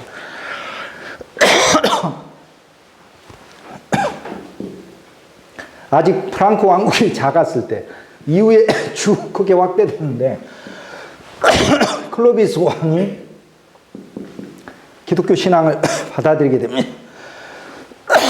그래서 프랑코 왕국의 기독교 신앙이 클로비스 왕이 받아들이니까 백성들도 그대로 받아들이게 되고, 클로비스의 개종은 프랑코 왕국의 개종이고, 프랑코 왕국이 커지면 커질수록 기독교 왕국이 커지는 것이고, 프랑코 왕국이 유럽을 지배하게 되면 유럽이 기독교 왕국이 되는 겁니다.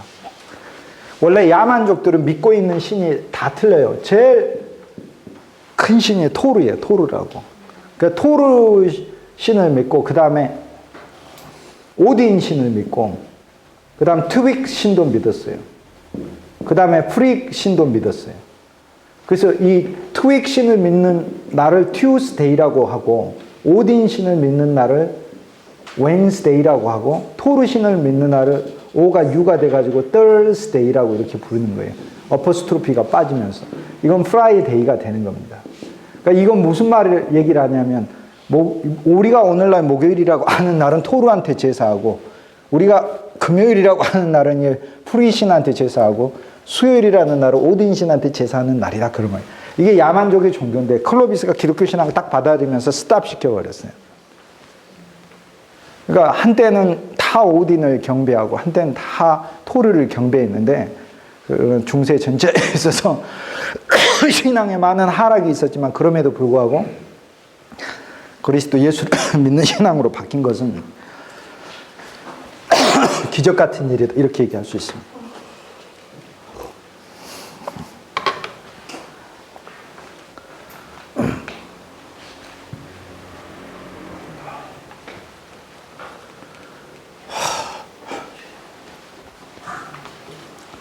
자, 이 야만족을 믿는 사람들이 이제 기독교 신앙 안으로 들어오면서 야만족들의 문화가 끝나게 됩니다.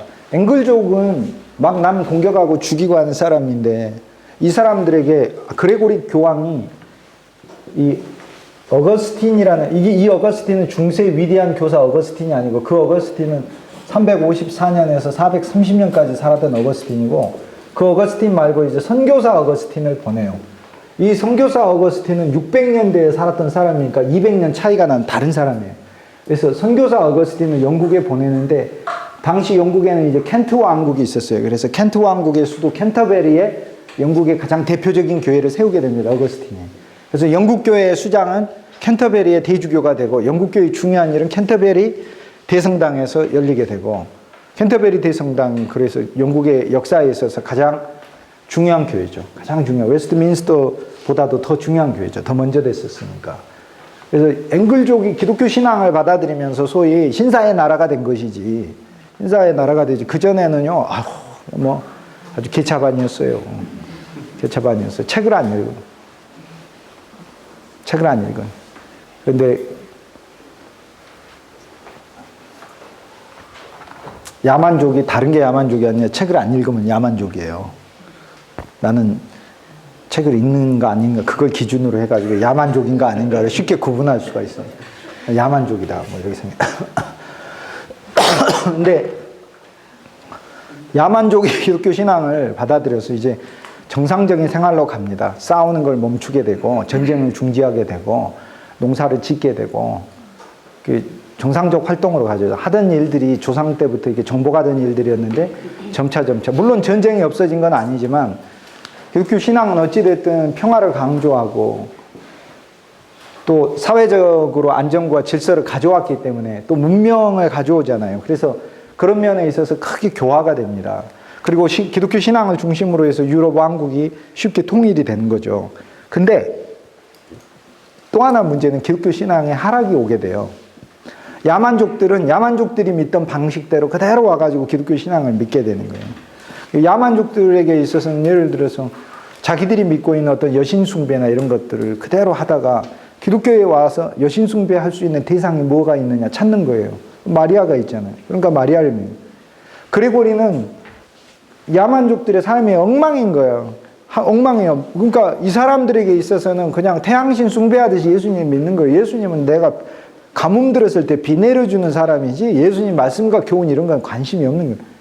그러니까 이게 종교로 믿는 거죠. 그게 이제 그레고리 대교황이 그 전에 살았던 성자들의 삶을 보여주면서 이 성자들의 삶을 본받으라 이렇게 해놨더니 성자를 숭배를 해버려요. 본받는 게 아니고 성자를 숭배를 해버려요.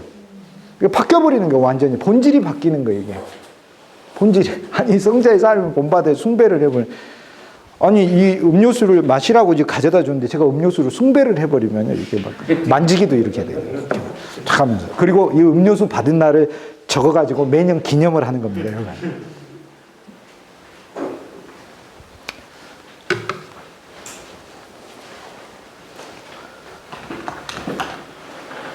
그리고 이제 부활절이라든지 이런 것들도 사실 이때 시작이 됐어요. 이교적인 문화 뭐 이런 것들이 많이 이제 시작이 됐습니다.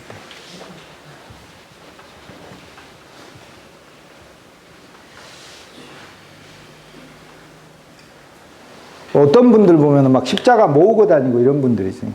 그러니까 이 예수님의 십자가는 그러니까 우리가 그분 안에서 죽고 그분 안에서 새로 태어난 또 우주적 종교의 정말 놀라운 신비의 십자가거든요. 근데 그거를 우리를 위해서 일으키신 사건이시지, 우리 보고 예수님이 십자가에서 돌아가신 십자가 같은 그런 여러 가지 십자가 모으고 다니라고 취미로 삼으라고 그렇게 한 게 아니잖아요. 그러니까 완전 신앙이 그렇게 가버리는 거예요. 엉망돼 버리는 거예요. 그러니까 이 부활도 그래요. 예수님이 부활을 하신 것은 죽었다가 살아난 거를 보여주려고 하신 게 아니고, 예수님은 죽었다가 살아나는 거는 예수님한테는 아무 일도 아니에요. 예수님은 죽었다 살아나시기 전에도 죽은 사람은 나사로 살리고 이렇게 나인성 과부 아들을 살리고 해서 얼마든지 살릴 수 있다는 걸 보여주시는 분이. 우주를 만드는 게 쉽습니까? 죽은 사람을 살리는 게 쉽습니까? 죽은 사람 살리는 게 훨씬 쉬워요. 무슨 일이 어려워요? 온 우주를 만드는 게 더 어려워요. 그러니까 예수님은 온 우주를 만든 분이 죽었다가 살아나는 것은 그래서 아무 일도 아니에요. 근데 예수님이 죽었다가 살아나야 많은 이유가 있어요.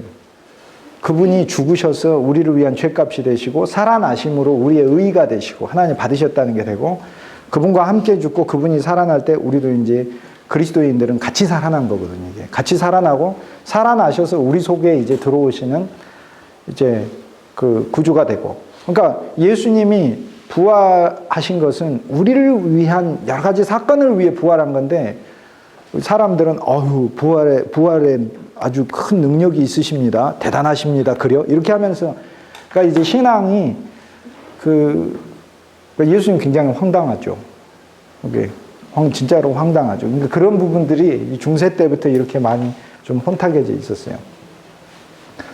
이제 조금 전문적인 이야기니까 그렇고. 이 그레고리 대교황 바로 직전에 이탈리아 남부의 몬테카시노라는 데가 있는데, 이 몬테카시노에서 베네딕트라는 수도사가 수도원 운동을 일으킵니다. 그러니까 이제 많은 젊은이들이 이제 뭐 야만족 전사가 되는 거 꿈꾸고 뭐 남 협작군 되고 하고 그러잖아요. 그런데 이들을 수도원 생활을 하게 하면서 수도원을 통해서 어떤 온 일생 동안을 하나님께 바쳐진 사람으로 만들어요. 근데 그래서 베네딕트가 시작한 수도원을 베네딕트 수도원이라고 부르는데요. 지구에서 제일 큰 수도원이 베네딕트 수도원입니다. 베네딕트 수도원은요, 곧 수백 년 이내에 이 1000여 개가 넘는 수도원이 유럽에 세워지게 되니까요. 가장 큰 대형 수도원이에요. 그 모체는 이탈리아 남부에 있는 몬테카시노에 있어요. 여기 있습니다. 그래서 이 수도원은 중세 때는 병원이고 사회복지기관이고 요양시설이고 대학이고 고등학교이고 그리고 또 교회의 기능도 하고 있고요. 여러 가지 다목적인 기관을 하고 있어요. 단순히 가가지고 이제 피정 3이라고 하는 그런 거 아닙니다. 전혀 아니에요. 그러니까 중세 때 수도원은 아주 놀라운 그런 기능을 하고 있습니다. 그래서 이 수도원이 이렇게 많아지는 것은 굉장히 고무적인 그런 기능들을 많이 하게 되는 거죠. 수도원에서 특히 베네딕트는 수도원 규정이 온건했었어요. 온건했었어요. 왜냐하면 이쪽에 동방 지역에 있었던 수도원들, 이런데 이제 터키 가면 갑바도기아 지역이 있는데 갑바도기아 지역에도 수도사들이 있어요. 이거는 이제 동쪽이니까 동로마 수도사, 동방 수도원이다. 그러고 여기 나일강이 이렇게 흐르면 여기 이집트가 있고 이집트 중부에 가면 옛날 300년대에 250년에 태어나가지고 젊은 시절에 수도사가 돼가지고 하루에 빵 한 조각씩만 먹고 산 일생 동안 산 수도사가 있어요. 그리고도 105세를 살았어요. 355년까지 산 성자 안토니우스라는 수도사가 있어요. 안토니우스. 돌 김용욱 선생님이 이 양반 계신 수도원 찾는다고 옛날에 이집트 가셨다는 그런 얘기를 내가 들었는데 가끔 그런 얘기 하시더라고요. 이게. 근데 이 동방 수도사들은 굉장히 아주 극도예요. 그러니까 자기 안에 있는 어떤 세상성 또는 어떤 그 육신적인 것, 또 명예, 재물, 권력, 또 인간의 그런 본성들, 아까 내가 마음 넓게 쓰지 못한 이런 것 자체에 대한 나의 전적으로 구별되고 받쳐진 삶을 살려고 해요. 그래서 나무 같은 데 올라가서 막 15년씩 있고 20년씩 있고 기둥에 올라가서 30년씩 있고 동굴에 들어가서 20년씩 있고 말 안 하고 그러고 그랬어요. 성자 안토니우스 같은 경우 황제들이 찾아오고 그러면 더 멀리 가버려요. 더 멀리 가버려요. 만나지도 않고 그러고. 그래서 이 동방수도원은 규율이 혹독해요. 근데 혹독한 거에 비해 베네딕트 수도원은 온건하다 그럽니다. 왜냐하면 하루 7번만 예배 드리면 되거든요. 오늘날도 보면 이거는 정신이 아니지, 제정신이 아니에요. 7번. 잠도 막 4시간씩 밖에 안 자고. 그리고 하루 8시간씩 기도하고 성경 읽고 8시간. 8시간 노동하고.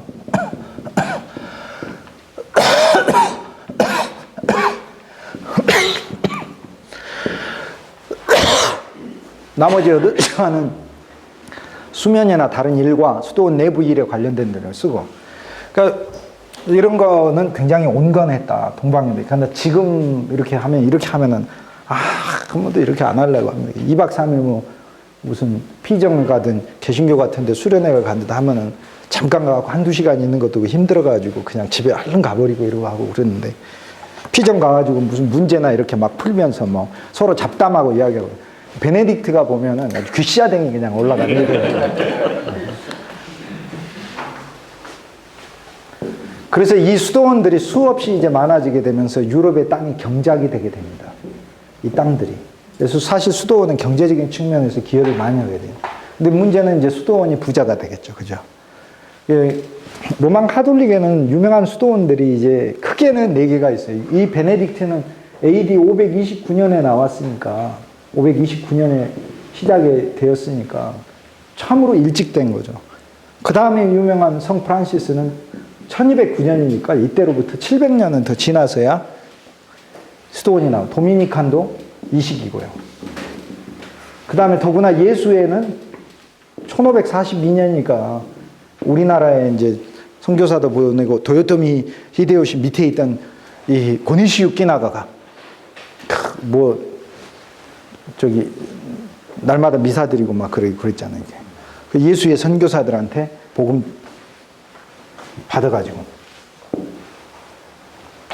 그런 거는 1500년대에 나왔으니까 거의 1000년은 지나서 나요. 그래서 서강대에 세운 예수의 또 도미니칸, 프란시스칸, 유명한 프란시스칸, 이런 거는 베네딕트에 비할 바가 안 됩니다. 베네딕트라는 말은 이제 우리말로 하면은 가톨릭 신자들에게는 좀 유명한데 분도 성인이다 이렇게 부릅니다. 베네딕트를 분도 이렇게 불러요. 분도 성인. 출판사도 있어요. 분도 출판사. 좋은 책 많이 해요.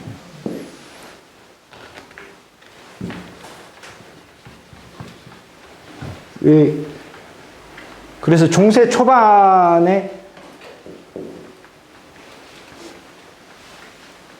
476년에 소로마 멸망하고 나서 800년대까지 중세 초기, 800에서 1200까지가 중세 중기, 1200에서 1600까지가 중세 후기라고 부르는데 중세 초기에 있어서는 이런 위대한 교황들이 나왔고 프랑코 왕국이 성장했고요. 그 다음 프랑코 왕국이 기독교로 개종했고 그리고 베네딕트 수도원이 나오고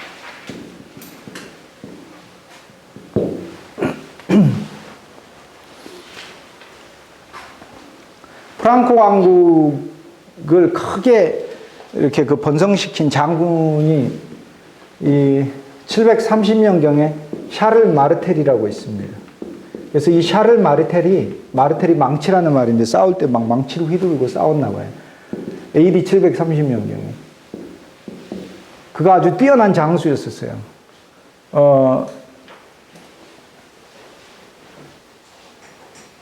전쟁에서 져본 적이 없다고 그러죠. 그래서 이제 주위에 있는 수많은 이제 야만족들을 정복을 하고 프랑코 왕국이 명실상부 서유럽의 최고 왕국으로 부상시킨 그 인물이 바로 샤를 마르텔 왕이 아니라 이제 궁제라고 부르는 직책입니다. 지금으로 하면 이제 우리 뭐 총사령관 같은 총리의 총사령관 같은 직책이다 이렇게 얘기를 할 수 있죠. 샤를 마르텔이 이제 크게 인기를 얻자 그의 아들이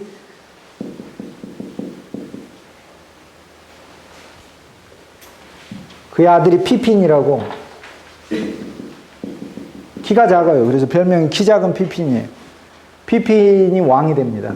아버지의 정치적인 힘에 입어서. 그래서 아까 클로비스를 통해서 496년 이렇게 내려오던 그 왕의 가문이 끝나버리고 샤를은 이제 독일말로 카를이거든요. 이게 불어말로 샤를이고 독일식 발음으로 카를이니까 이 샤를 즉 카를 왕조가 새로 시작해요.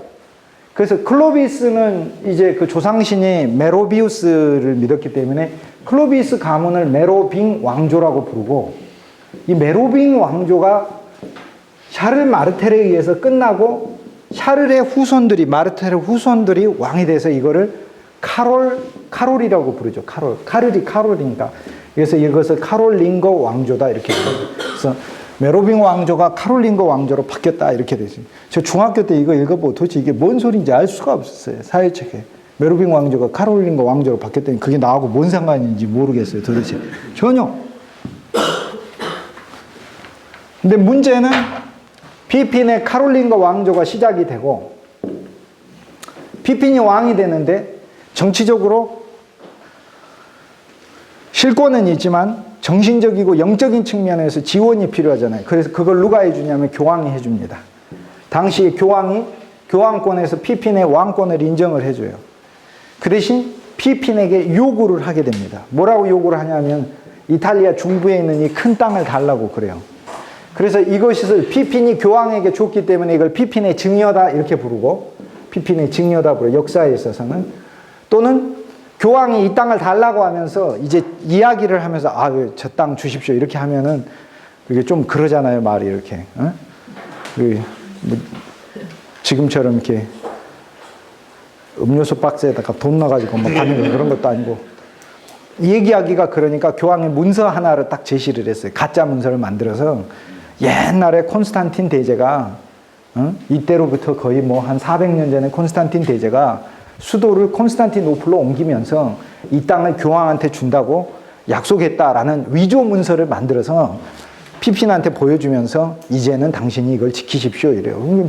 피핀은 땅덩어리가 뭐 여기 많은데 뭐 그럼 가지십시오 이렇게 됩니다.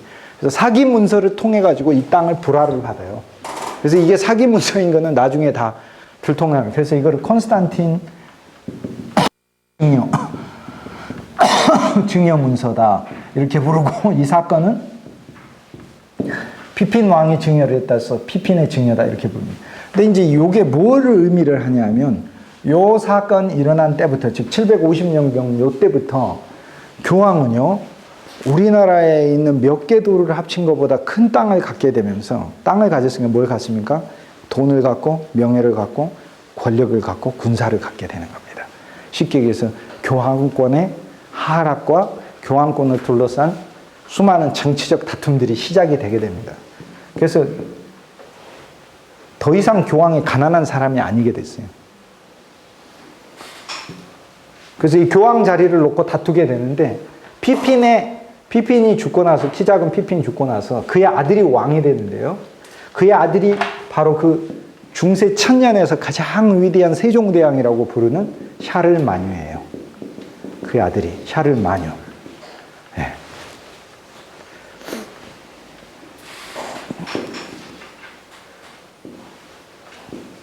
AD 762년에 왕이 되죠.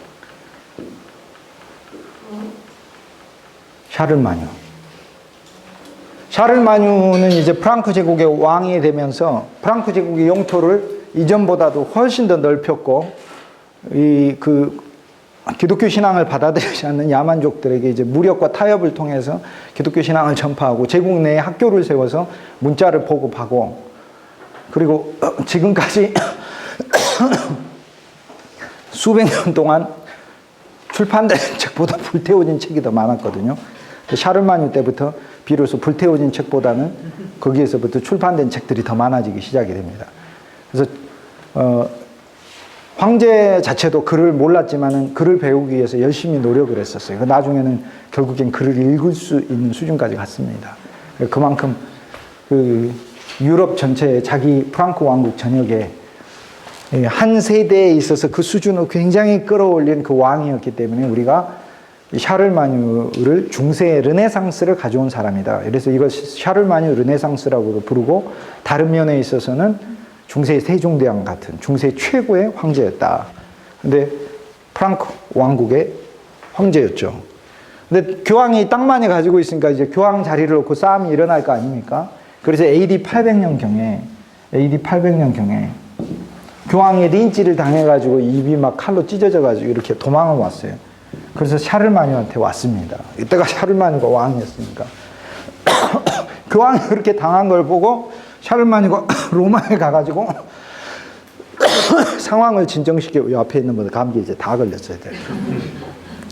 상황이 진정시키고 났어요. 진정시키고 간 날이 이제 12월 달이었기 때문에 간 김에 성탄 예배까지 드리고 온다 하고 앉아 있었는데, 그때 교황 레오 3세였는데 자기를 구출해 줬으니까 감사하다고 샤를마뉴에게 예수님이 뭐 십자가에 못 박히실 때 뭐 사용했던 못이라고 하는, 그러니까 전부 다 가짜인데 그걸 다 그걸로 만들어진 왕관이다 하면서 가지고 와서 샤를마뉴의 머리에 쓰여주면서 로마의 황제다 이렇게 불렀어요. 그러니까 이 추억 때문에 이 사건이 이제 여러 가지 의미를 갖게 되는데, 이 이후로 프랑크 왕국의 이 군주들은 교회를 장악하려고 하게 되고, 거꾸로 교황 입장에서는 자기가 황제 우위를 왕에게 씌워줬기 때문에 영적인 권위를 수여하는 것을 무기로 삼아서 세속의 권력을 지배하려고 하는 습성이 나오게 됩니다. 그러니까 이 사건은 사실상에 이제 앞으로 중세 중기에 있어서는 황제와 교황권의 다툼이 시작이 되거든요. 그리고 1200년대에 있어서는 절정에 올라요, 교황권이 결국엔. 그래서 그 다툼을 초래하게 되는 계기가 되게 되고,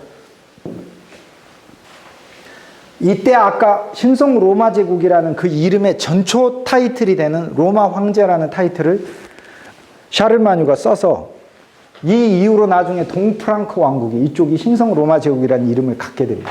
그래서 이 사건이 일어나게 되는 거죠. 그래서 중기에 있어서는 이런 일들이 일어난다. 세계사적으로 봐서는 여기에 시나이 반도가 있고, 여기 이렇게 아라비아 반도가 있는데, 여기 메카가 있고 여기 메디나가 있는데, 여기에서 AD 610년에 이슬람이 시작됩니다. 마호메트에 의해서. 그래서 여러 다신교를 믿고 있던 그 사막의 종교들을 청산을 하고 마호메트가 알라신을 믿는 유일신교를 전파하게 되면서 결국에는 이제 추종자들을 얻어서, 처음에는 메카에서 지지를 못 받았지만은 나중에 메디나를 자신의 도시로 만들고 메카를 공격해가지고 메카에 있는 그 우상들을 많이 놓은 그 신전을 다 없애버리고 신비한 소위 검은 돌이라고 하는 뭐 아담과 아가 뭐 예배드리면서 받았다고 하는 그 돌들이 있는 그 검은 돌을 숭배하는 카바 신전, 카바 신전을 중심으로 해서 이슬람교가 시작이 됩니다. 그래서 이슬람교의 최고의 성지는 메카에 있는 카바입니다. 카바 신전. 여기 성지 순례를 가는 거. 가끔 TV 보면은 막 수백만의 사람들이 거기 가갖고 막 몰려들어서 뭐 자기들끼리 발표 죽기도 하고 그러죠. 여기 카바 가려고 그러는 거예요. 여기서 마호메트의 신앙이 시작이 됐기 때문에 그래요. 이슬람교의 신앙이. 그런데 문제는 시작이 610년인데 여기까지 퍼지는데 30년도 안 걸렸고 여기까지 북아프리카 전체 퍼지는데 여기까지 가는데 100년이 안 걸렸어요. 여기까지. 그리고 심지어는 여기까지 정복했습니다. 그리고는 이 이스라엘 땅이 동로마 제국의 땅이었는데 이때 640년경에 빼앗기고 나서 십자군이 잠깐 찾을 때 80년간을 제외하고는 1300년, 1200년 동안 이슬람의 땅으로 이스라엘이 들어가게 됩니다. 그리고 아프리카 북쪽으로 이슬람은 계속해서 퍼져서 마침내 여기 고트족을 정복하게 되고 오늘날의 스페인이죠. 스페인은 이때 없습니다.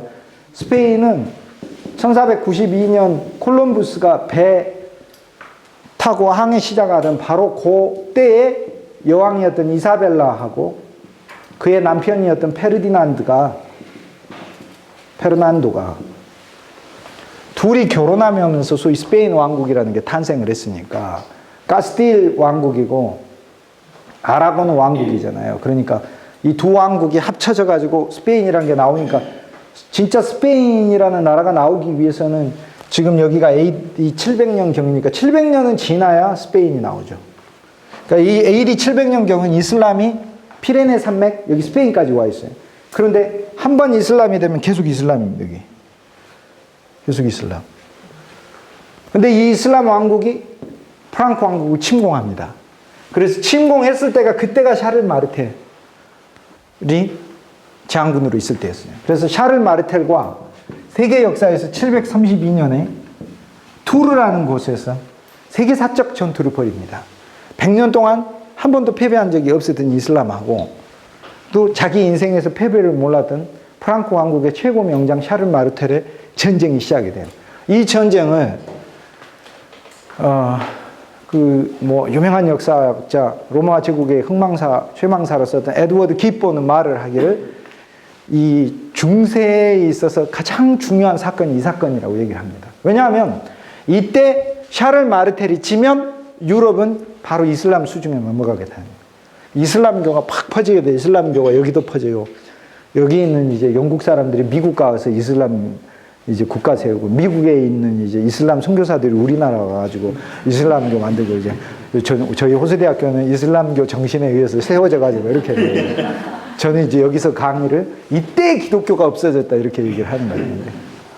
근데 이제 기독교 신앙이라는 건 살아계신 하나님 그리고 그 아들 예수 그리스도를 믿는 신앙인데 역사가 하나님께서 주관하셔서 하는데 그게 그렇게 됩니까? 여기서 패배해요, 이슬람이. 샤를 마르텔이 이기게 됩니다. 그래서 이겼기 때문에 샤를 마르텔의 그 인기가 하늘을 찌르게 되고 그래서 그의 아들이 바로 카롤링거 왕조의 왕에 오르게 되는 겁니다. 그러면서 역사가 이제 바뀌게 되는 거죠. 그래서 이제 중기에 있어서 일어났던 사건들 오늘은 이제 이런 부분들을 보았습니다.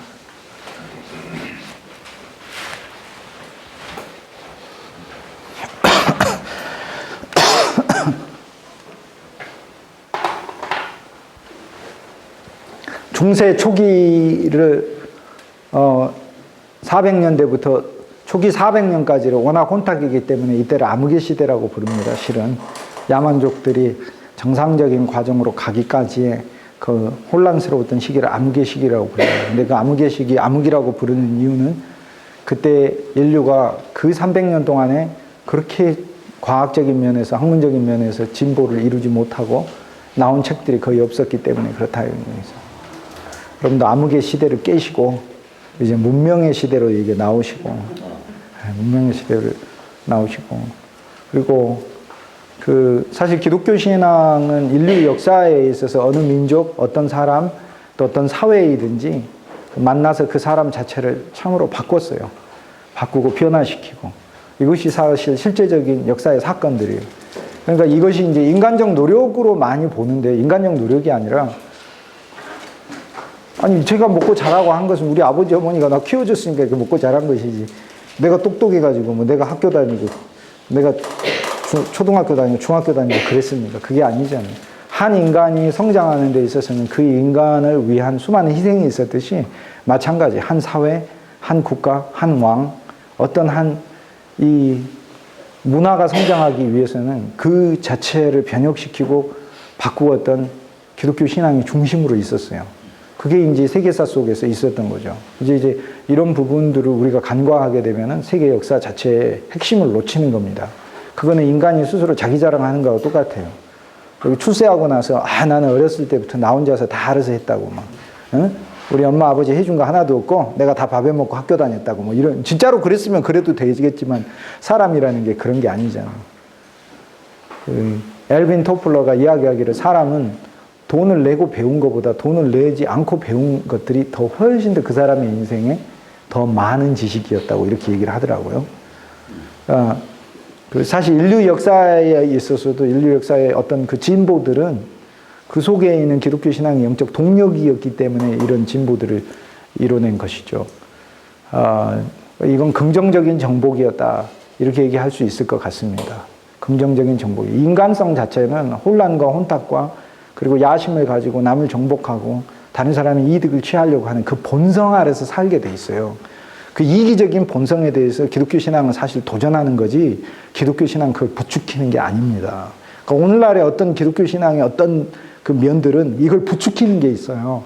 당신이 더 이기적이 되고 당신 것을 더 많이 갖기를 추구하라 이렇게 부추기는 게 있어요. 그런데 그거는 기독교 신앙 본질이 아닙니다. 기독교 신앙의 본질은 마이너스 해가는 거예요. 마이너스. 삶에 있던 것들은 마이너스 해가는 거.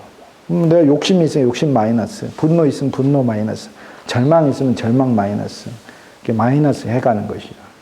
그 초기에 야만족들 교화를 보면 저는 개인적으로는 진짜로 그런 기도를 많이 해봐요. 난 태어날 때부터 야만족으로 태어났는데 나 역시 이렇게 전적으로 좀 바뀌었으면은 그거를 일생 동안 소망을 하죠. 그런데 그 안에서 이것이 형식적인 변화가 아니라 예수님 숭배해버리는 게 아니고 그 그리스도 예수의 인격이 나의 어떤 인격이 되면서 이렇게 바뀌어져가는 그런 삶을 소망합니다.